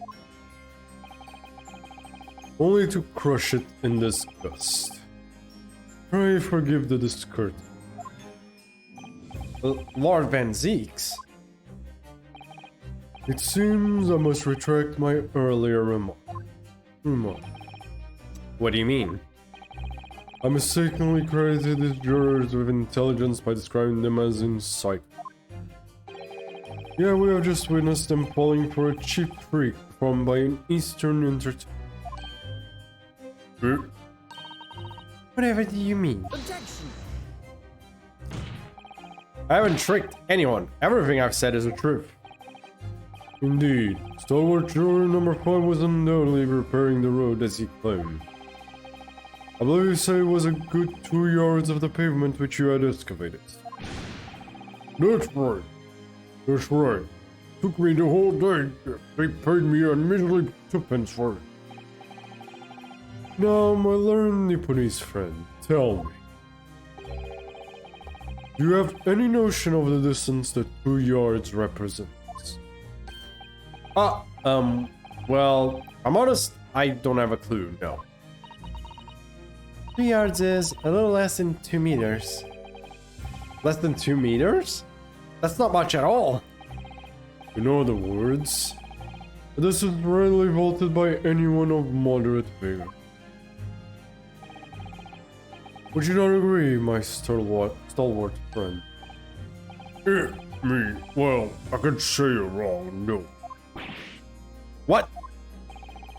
And did you perchance erect a sign to prevent pedestrians from passing the site of your work? I wouldn't dream of it. What a waste of time. The coaches would have had a hope of passing anyway. They would just turn any gentlefolk back when they come. Kids just step right over us all the time. The accused is no gentleman as far as I can see. I have little doubt, however, that he could spring over a 2-yard trench in the meanderings around town. Oh. Is that true? Is it? The incontrovertible truth is that the books just purchased by the accused were found at the scene. There can be no doubt that on his way back to his lodgings, Mr. Nakatsume walked down Briar Road. I mean, yeah, he's not wrong. Crushed in a single sentence. I mean, being fair, he's not exactly wrong. Like, he hasn't been wrong once on this department, because that is true. Like, we have been going around this, but realistically, yeah, no, nothing has really changed. Same things, same issues, the books are still in Briar Road. An old man. Coleman? Coleman? You can talk. You said at around 5 o'clock on the day in question, you slipped and fell on Calabash Road. Pray, was there a suspicious-looking Nipponese behind you at the time? Oh, I can't say I remember. You don't remember? How about a wager, my learned friend? You say it was this old man that the accused saw. Well, I will lay 1,000 to 1 against you being able to prove. Ah! Jesus, he is destroying us. Like, there's nothing we can actually say. Order! Order! Lord Van Jix, explain yourself. My lord? My lord? That's such a trenchant argument up your sleeve. Why in the world did you not proffer it during the summation examination? I wanted to give this young foreigner student the sightseeing experience he no doubt came from. I wanted him to see for himself how the opinion of the jury is so readily swayed. But my hospitality has its limits, and they have been reached. Like, Oh. Well, there goes the cape. so, my learned friend, the sightseeing tour of London is now over. What? What are you talking about? My lord, prosecution requests permission to call its next witnesses to the stand. Granted. Bailiff, bring forth the witnesses. It's next witnesses. Mr. Naruto, do you not remember? You told us several occasions that there were eyewitnesses to the incident. Yes, I remember. One of them being a Scotland Yard policeman, no less. I'm feeling that's likely to be the prosecution's next witness. Alright. No matter who Benzix brings out to the stand as his witnesses, and no matter what they say, I believe in Soseki. I know he's innocent. And I'll keep believing to the very end, until this battle is over. Oh boy, this is going well. Oh. Well, witnesses, please state your names and occupations for the... That guy over there on the left seems to be very, very sleepy. Very much so. Also, what the hell is with the freaking eyes? What's the bow tie is? That's an old bow... That is, like, not the best clothes, definitely not. I am so screwed, by the way. Again! What is this music?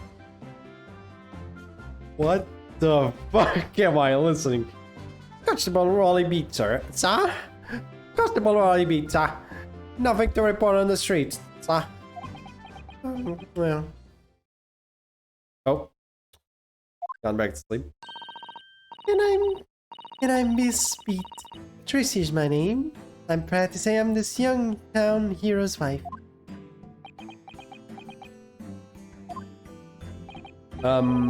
What's the story here? Well, in truth, we've not been married long. In fact, we celebrated our first anniversary only the other day. No, it was your husband I was asking about. He seems tired. Hardly surprising. Whilst being an honorable occupation, patrolling the beat is the most demanding work in the world. Oh, really? I'm sure I've heard that before, actually. Indeed, apart from rare days off, our gallant officers stretch some 20 miles a day, you know. Patrol boarding houses and pubs, collect taxes, survey streets, check the meters are reading true, and they're responsible for keeping the streets clean and lighting and extinguishing our street. There are a number of items on that list that don't sound much like policing duties at all. I wouldn't just be falling asleep on my feet. I've collapsed long ago. But it goes without saying that a policeman's primary duty is the apprehension of criminals. Even when he's off duty, a constable is expected to investigate and resolve any crimes on his beat. For the London Bobby, it is a man of honor. Yeah. And a man of slumber. On the day in question, this man and his wife were walking down Briar Road in the opposite direction. And they witnessed the incident as it occurred. Is that not correct, Mr. and Miss? That's right, sir. Isn't it, Raleigh?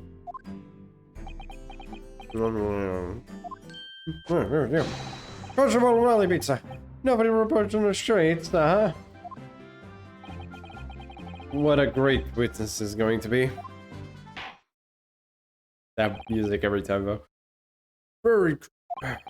I'd like to hear your formal testimonies, please. Now, please. You'll tell the court exactly what you saw in the afternoon of the incident. Yes, sir. Yes, sir. Yes, sir. Yeah. Back to goes. What the witnesses saw. It was our wedding anniversary, and while we was taking me out for a meal, there was no time to change after work. Anyway, two silhouettes appeared out of the fog on the pavement in front of us. All of a sudden, one of them just collapsed on the floor, then the other scattered something before running off. Ran straight over, of course, and then went for help at a nearby police office. Fuck. It was definitely that Japanese man in dark. Really, and I both saw him as clear as day. Well, shit. Well, this is extremely compelling testimony, I must say. Oh dear, this policeman and his wife were claiming to have positively identified Mr. Natsume at the scene. If the testimony is true, the alternative course of events that you established in the submission examination will be quashed. It's definitely fact. Because that alternative was never viable in the first place. Unfortunately, fencing, and in your wedding anniversary too. Oh, I know. But I still managed to go out for the evening with my man. I thank the Lord for that. Gosh, the life of a London bobby sounds very hard indeed. Indeed. However, this cross-examination will be over in minutes. You may well have time to rest this afternoon. What do you mean by that? My learned friend, the witnesses saw the face of the man fleeing the scene. They are testifying under oath that it was without doubt the accused Mr. Saseki Nut. Uh-oh. And one of these witnesses is a policeman, no less, so you appreciate the gravity of the situation. Oh boy, except that the man's so tired, his wife has to do all the talking. That's true. No preamble, counsel for events commence the cross-examination, please. Yes, my lord. Oh, this is going terribly. Overall. This is going very, very bad. Very, very quick. Oh my god. Oh fuck.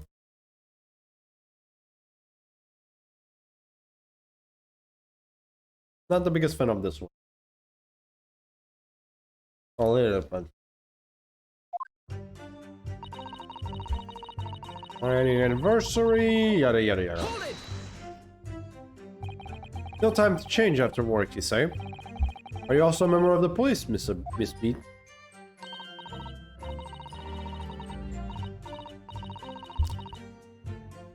Oh no, sadly not. The job was strapping young men only. Women, children, the elderly can't even apply. Well, I think you can probably see why children and the elderly can do the job, can't you?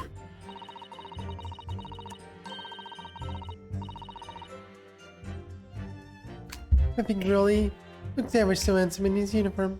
It suits you down to the ground, doesn't it, darling?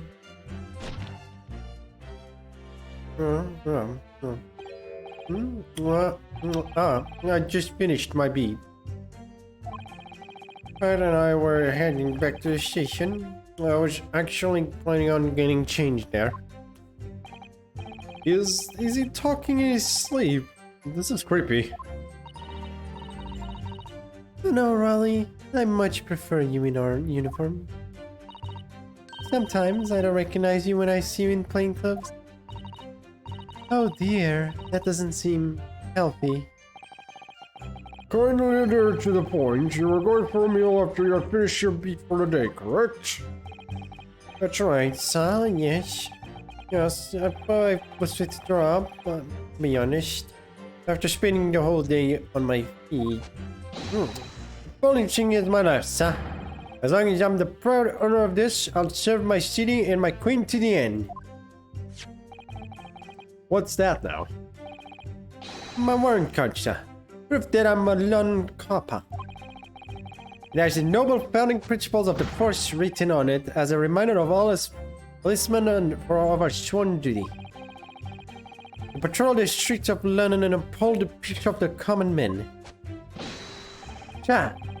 Sir, and for such a noble cause, I cover 20 miles every single day without fail and without a grumble. Because I know that the plotting of my butchers all Londoners need to hear to feel safe and secure. So, fighting crime doesn't appear to come into it then. But just on that one particular day, I was looking forward to celebrating my wedding anniversary. Speed puts up with a lot being married to a Bobby like me. I wanted to show my dear wife how much I care. Aw. Oh. Nope. Nope, I am not doing this. Oh, what a charming couple. Their young love is such a joy to behold. If a little over the top, perhaps. And then, kindly describe what happened next.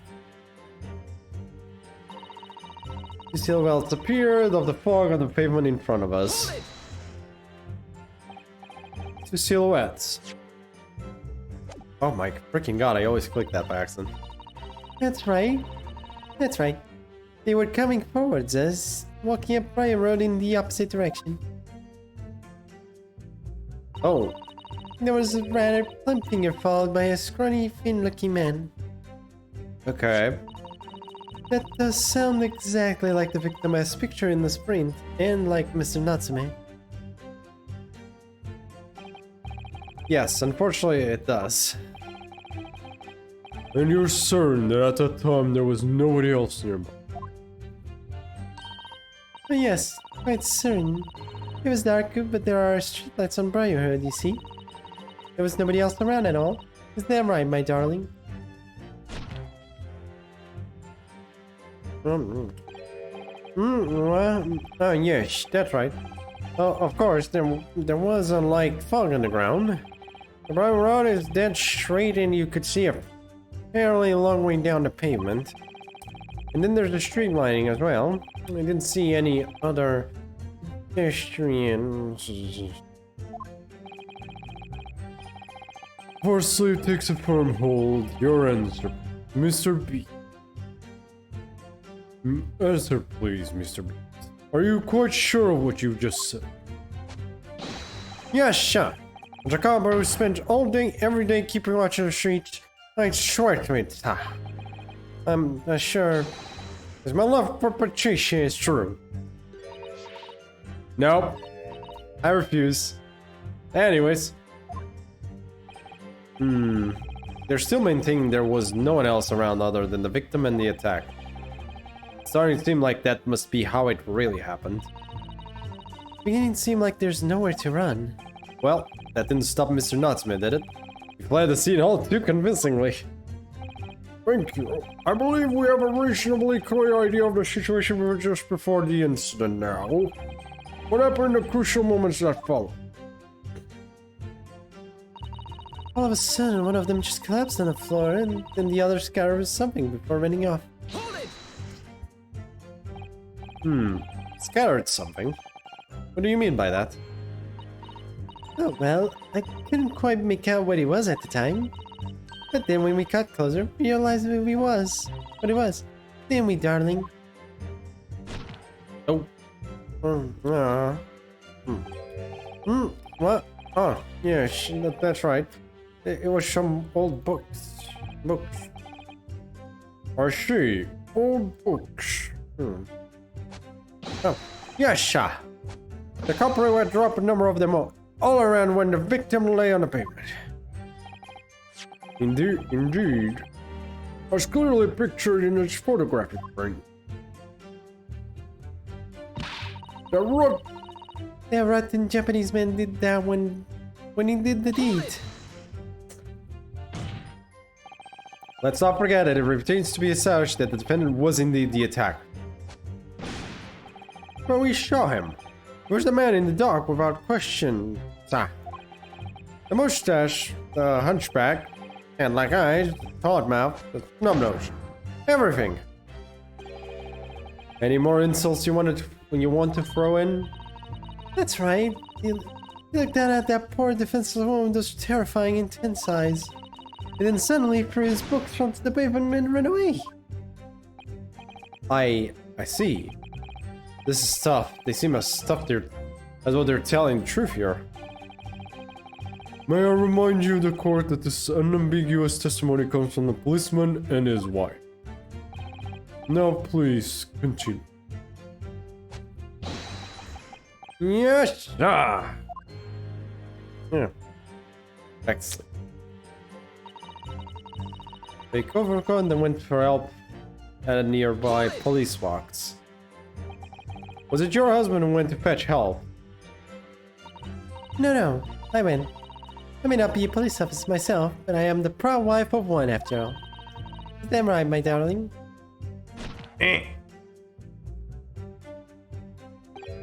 What? Oh yes, that's right. I asked Miss B to go. I was off duty by that point. But I'm always never truly off duty, of course, so I felt obliged to stay and guard the scene. Very laudable, Mr. Beach. Observing the scene of the crime is a task of considerable importance. That's why I sent Patricia, you see. I told her where to find the right police box. Forgive my ignorance, but what do you mean exactly by the right police box? Depends on the crime's location, you see, as to who deals with it. But the woman who was stabbed wasn't actually on my beat. So I told Patricia to wait to the police box for the beat the incident fell under so she could go and report it. Went there as quickly as I could and asked for help from the Bobby on duty. There's nothing more fun than a young couple in love working together, you know? And thanks to your swift response, the case was quickly resolved. The actions of two model thieves. Oh, please. You're making us blush, isn't he, darling?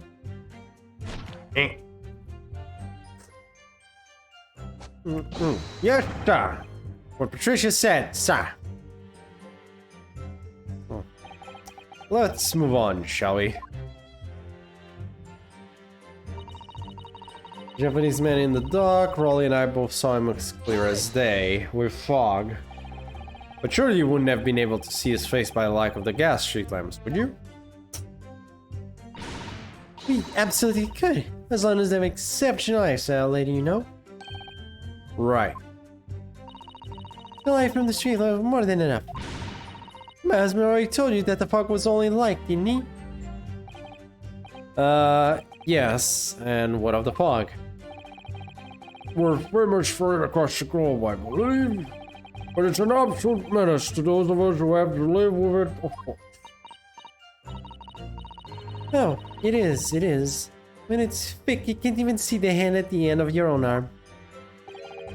Yes, alright, I take your point. Now, could you stop shaking your husband about? Because this fog makes our eyes very sharp, you see. That's why we can't tell you for sure and certain that it was that little Japanese man we saw. Can't we, darling?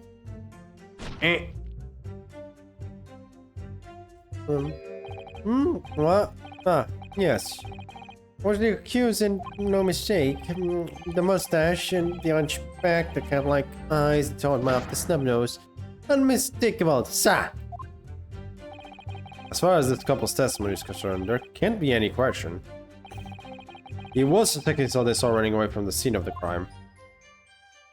Well, they're shitty looking, so that's it, is it? That's the entire testimony. What do you think, Mr. Naruhodo? Well, I hate to admit it, but on hearing the testimony, it really does seem as well Mr. and Miss Beat saw what they say they saw. So that's me running away from the scene on Bright Road that day.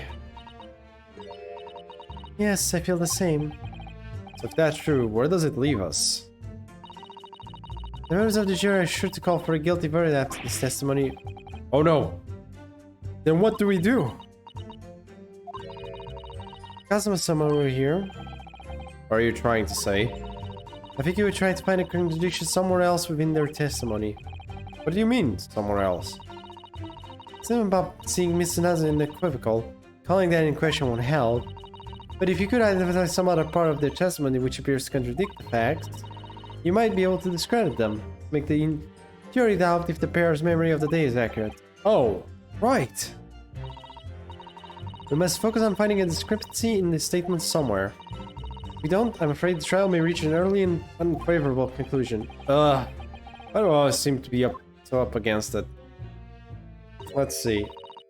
Mr. Lawyer, sir, can I ask you something? Oh, yes, of course. What is it? Well, you keep asking us all these questions about everything we've told you, so... It seems like you don't believe our testimony. Is that right? Is it? Well, Out of it. What? No, no, no, no. Oh no, it's really not that at all. I was a policeman, remember? And I know what to say. I saw. Remember every last detail, everything, like... Oh, I know. What about the books the man dropped? I could tell you the names of every single one I could, every single one. And you dare to question how reliable my testimony is. That will do, Miss Speed. No, we won't do at all. That Japanese lawyer has no idea what I'm capable of. Even if I decide to forgive him for insulting us, don't think for a minute that Raleigh will. I really didn't mean to cause offense. Please, put your husband's fists down. But perhaps you would like the opportunity to supplement your testimony, Miss Speed. Might that appease you? Jesus. Oh, thank you, my lord. That would settle things nicely. Wouldn't it, darling?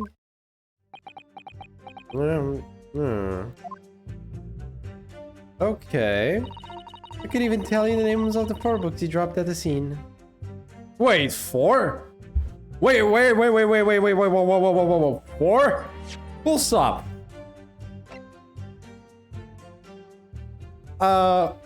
One second, where did the 4th book come from? He had 3! Even the freaking thing only shows 3. One second. So you're saying that there were 4 books? That's right. I remember all of them. A picture of Monsieur Somebody. What's it? Yearnings. A meal for someone and... The Thingamy something.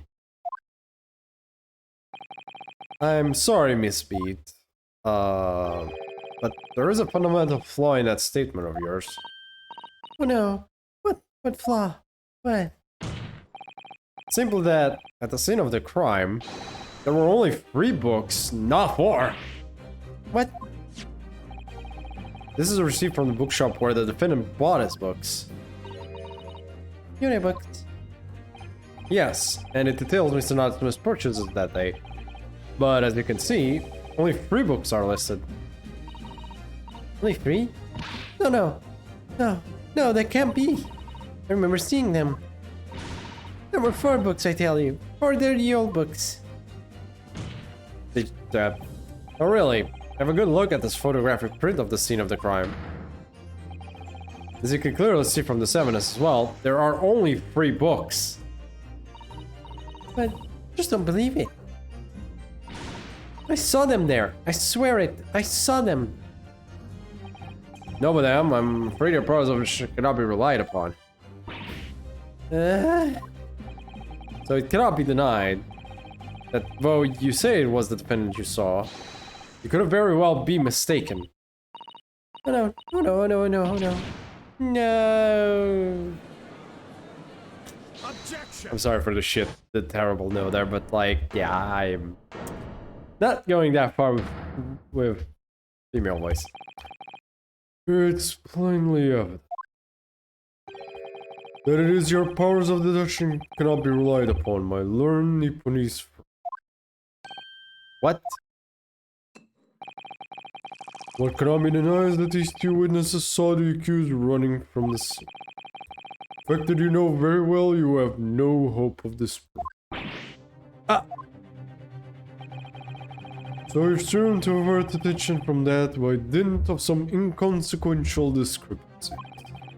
Would that be fair? This is right for me. But your plan was someone recoiled against you. What are you talking about? It's quite simple. Let me explain with toast. The policeman's wife and her entirely accurate testimony in every respect. Oh? You see, the matter is not up for debate. At the scene on Bray Road, a total of 4 books were most definitely found. Objection! Wait, what? But what about the photographic print? It only shows 3 books. Quite right, only 3 can be seen. In that print. That print? You mean to say... Allow me to present another. One that shows the victim's hand. Ah, god damn it! I don't believe it. It's the fourth book! As you will observe, the fourth book was hidden from view in the original print by the victim's torso. No. No! Questions were that? Wait a second. Are they? Do they have? Did you see chat? Was it just me or you saw the goddamn the? Oh my god, what's the name? They had to connect the goddamn not handkerchief. The scarf. The scarf was connected. Like they have the same. They were using the same scarf. Order. Order. There, you see? You see? Look at that. Look, look, look. Yes. It's just like I said, isn't it, my darling? Yes, sir. Patricia's always right, sir. Let us study the receipt for the books purchased by the accused on the day of the inquiry. We speak the titles once again. Oh yes, of course. The picture of Monsieur somebody or other. The picture of Monsieur Leson. What's the innings? Canterbury Yards. A meal for someone. A meal for Gabriel. As the court just heard, the witness remembers the book titles flawless, save for minor details. Miss Pete's power of recollection can only be described as exceptional. Hear that, Raleigh? The gentleman paid me a compliment. Yes, sir. Flawless, sir. Patricia's flawless. But there are only 3 books on the receipt, and Miss Smith mentioned 4. There's nothing surprising about that. Clearly, the 4th book is that which is shown in this photographic print. I'm sorry, Consul, but that's not seem odd. Why would the 4th book be omitted from the receipt? Not at all, my lord. The photograph clearly shows the phone was found in the victim's clutches. In other words, it belongs to the victim. The victim was holding her own book? I wonder what became of that 4th book. Obviously, it wasn't overlooked by the investigating officer at Scotland Yard. I have it here as evidence. You will submit an information report to the court, Police Counsel. My pleasure, my lord. Well, we get the crime scene photograph number 2 and the book. Well, we might as well inspect these while we can, because we're about to probably get guilty again. The prosecution rests. Let's go check. I don't think we get much. Wait a second. Look at the book. What the fuck happened to the back of the book? Is it just me or is it burned? It looks like it's burned. Oh my god, it is! Wait a second. Oh, look at this. The book has been badly burned. You're right. You'll never be able to read it in this state. Especially not the later pages. What a terrible waste. From the scorched edge of the paper, I think the damage must have occurred very recently. A book recently damaged by fire. Why does that seem to raise a red flag with me? The name of the book is...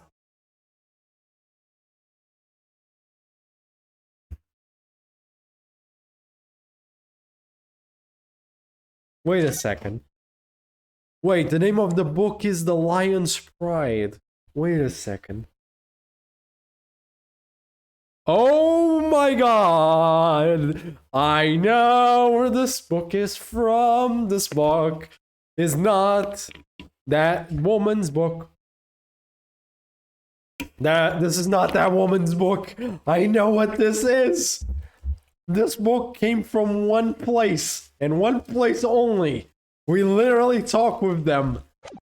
Oh! Oh, Miss Scarydam. Oh, how you screwed up.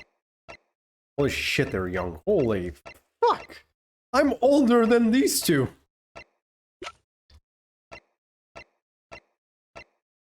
Like 26, they're like 21 and 23. Holy shit. Miss Scary Dad. Oh boy. We're gonna have a little talk later. I have nothing further to add. What? You seem surprised, my learned friend. But your resistance until now has been in vain. Entertaining, yes, but futile. Spurious longer route to the accursed lodging that you tried to establish in your summation examination. And the attempted discrediting of the witness's powers of recollection in your cross-examination. Futile. I will write into this, didn't I? You see? Everything we've said is true. It actually is. Isn't that right, my darling? Yes, Pat. Marry me, Pat. So, perhaps the ladies and gentlemen of the jury would like to reconsider their position. Sure the court waste any more time on this Nipponese travel? Or is the decision you have to make all too apparent already? Ah, fuck. You've heard all of the witnesses and seen all of the evidence. The trial has run its course. Mr. Naruto, I fear we are in a terribly precarious position. I know, but... if I buy in the wrong way now, I could very well just make matters worse. Think Reno doesn't think. What do you do now? There is one thing we can talk about. We're not waiting and see. We are raising an objection. We're not... I'm not done yet. No, my learned friend, it's over. The last cross-examination was final chance to establish a credible defense, and you failed. The die has been cast. There is no more room for debate. Well, it might be over as far as you're concerned, but... I can't think of what to say. If I may, Lord Van Zieks, it seems somewhat boorish to close down the debate at this point. Your insignificant little Eastern Isle must be a lawless hole indeed. For a lowly judicial assistant to have the audacity to intervene at a moment like this. Oh, Nope, she's right.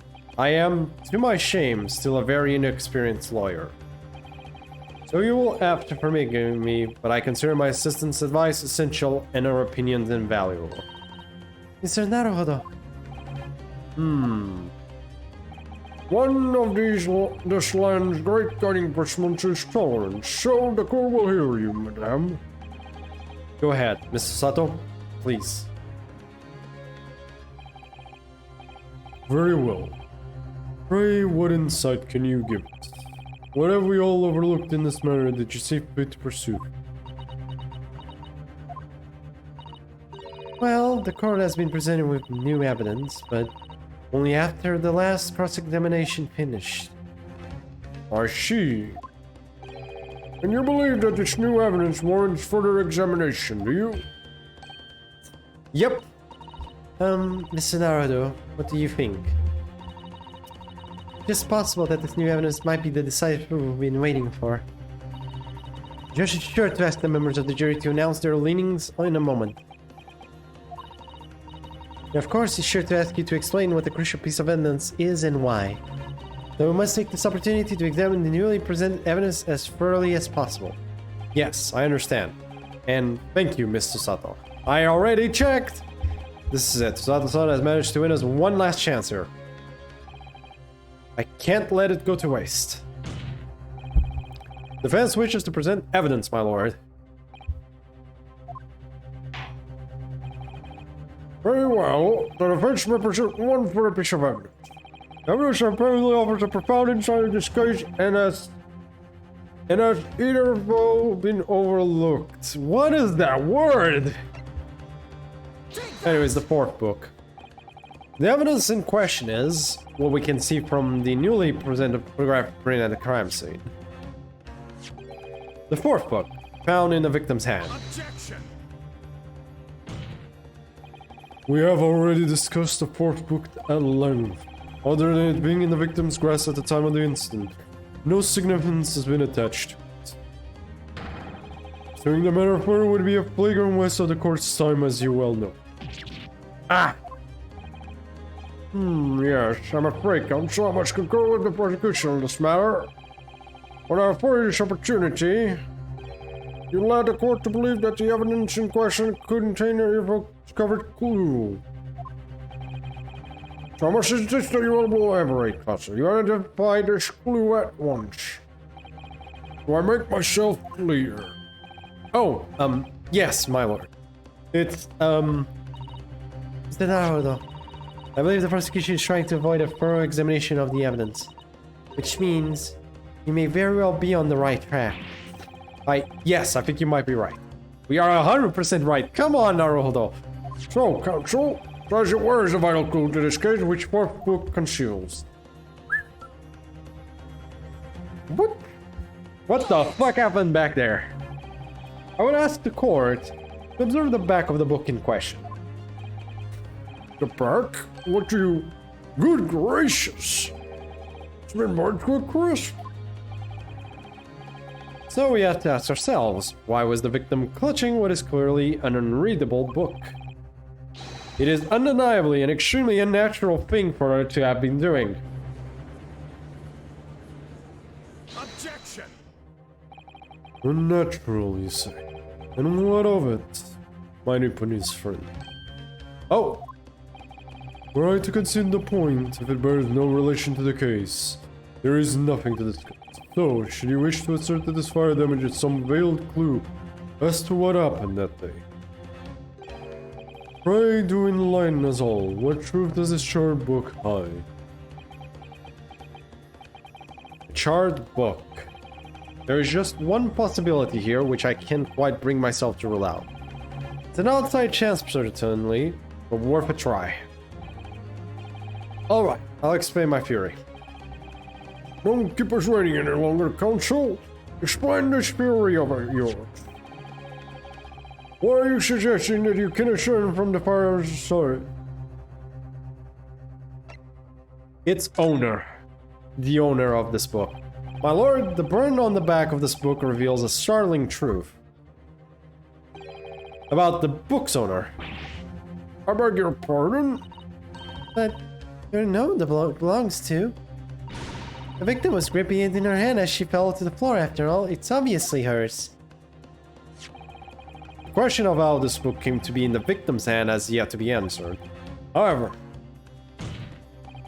as to the questions of who the book really belongs to and where it originated, the defense has very credible answers. Good gracious, how can you possibly... Very well, I'll play along with this futile attempt to delay your inevitable demise. But do remember, the members of the jury may well burn you if your little gamble goes awry. Counsel, the original response is very likely to influence the final outcome of the trial. So tell the court, who you claim is the owner of this burnt book? Mr. John Garadev. Take that!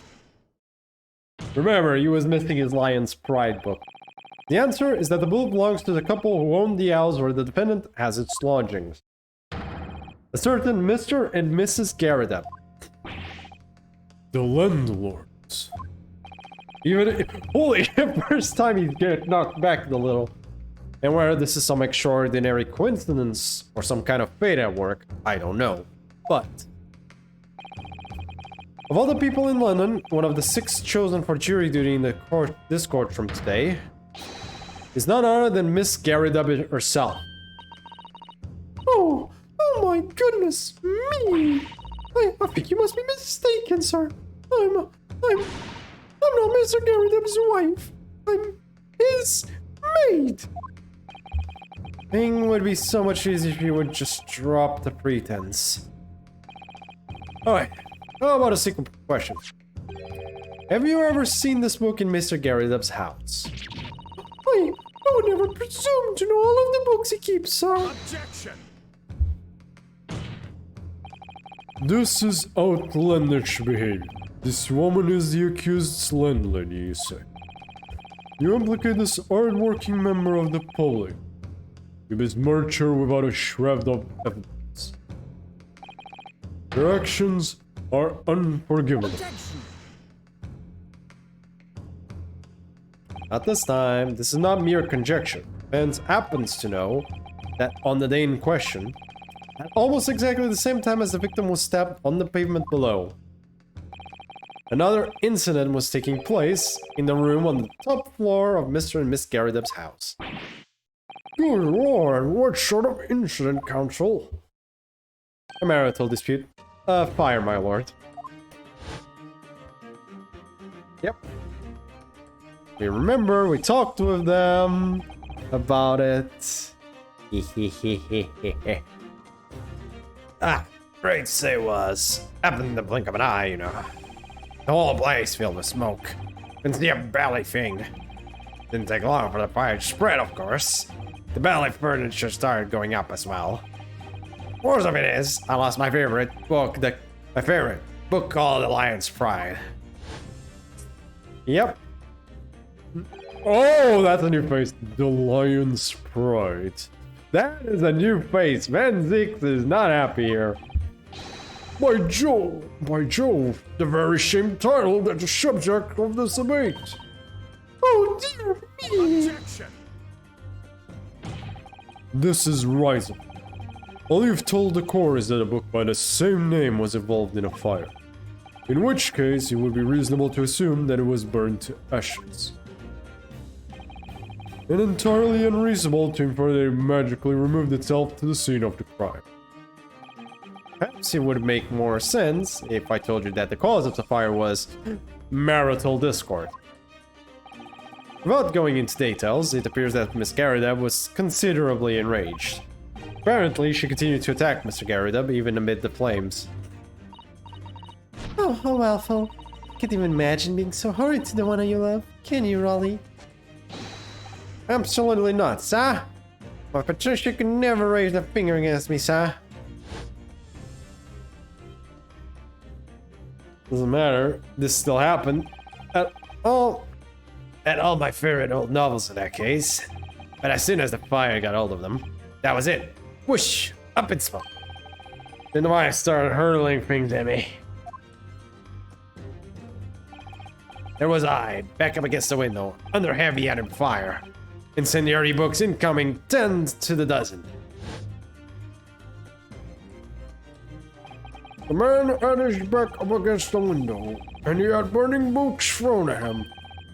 Goodness gracious, are you suggesting that the book was thrown through a window and landed coincidentally at the scene of the crime? Objection!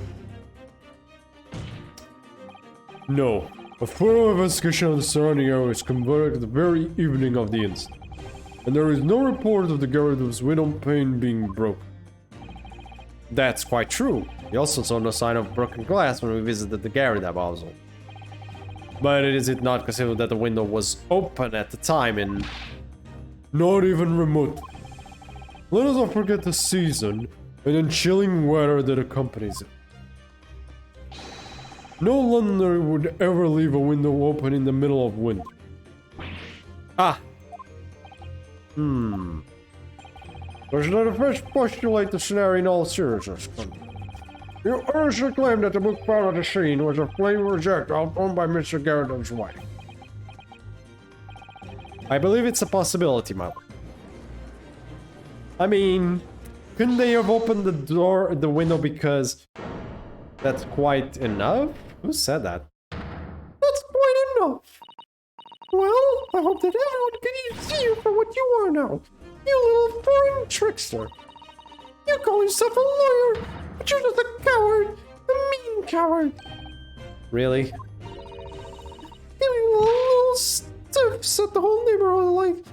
Honestly, I'm like I'm merely posing as a maid for appearance sake. How could you? It's nothing to do with beastly place, not any of it. All you've done is sully your family's name. Emily's name. No, I assure you that was never my intention. I'm getting an upstanding citizen name for the Matsu the very teacher for your failing defense. I should box your ears, that's what I should do. It's utterly unforgivable. You're right. Here we go. How long have we sat here now? Listen, this Nipponese spouting is fancy foreign furious. But, think about it.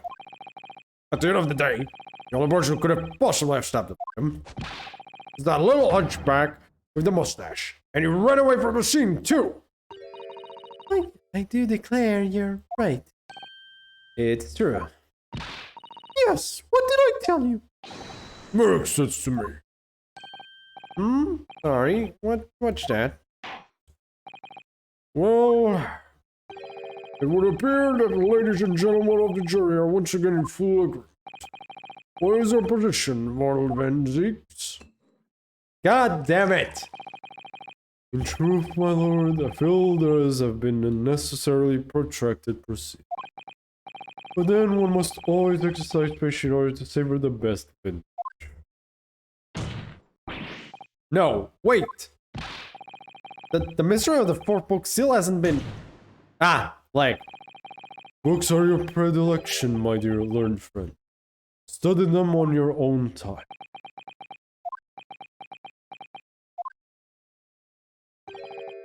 What?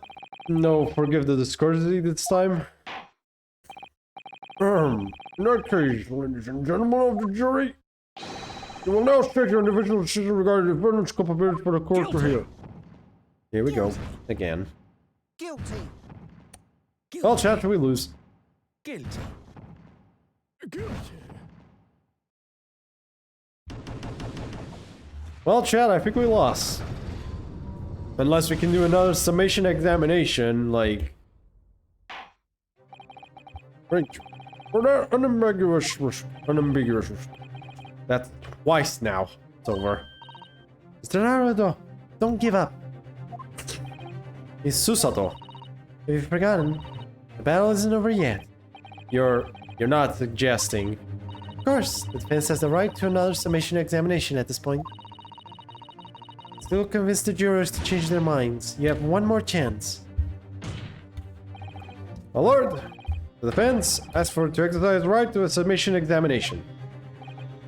You believe you still have tricks up your sleeve? I don't intend to trick anybody. I intend to uncover the truth. This is no time to be downcast. As long as there's a chance, I have to stay strong and determined. Here we go again! We've done this once.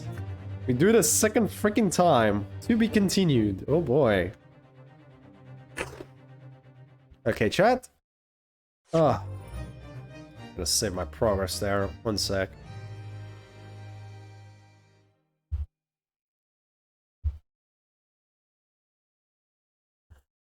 Oh boy. Give me a second. Okay. Save the progress. Yep. Okay, chat. What are we doing? Where were we? Jesus Christ, my nose is still afflicted by that. Blech. Well, either way, I think this would be a good time to stop. I feel like the stream, it's a short, we'll make it a shorter stream since I'm still a bit under the weather on my nose. Hopefully tomorrow I'm better. But like, we'll leave it at this, as is for today, chat. We'll do another, tomorrow I'll do a longer stream, hopefully, if my freaking nose isn't killing me again. And we'll probably be a bit better. Anyways, chat, I hope you enjoyed this little bit. We'll do this as like the break for the next one. And we will finish the case next time, tomorrow. I hope you enjoyed it, and I will see you guys next time. Bye-bye.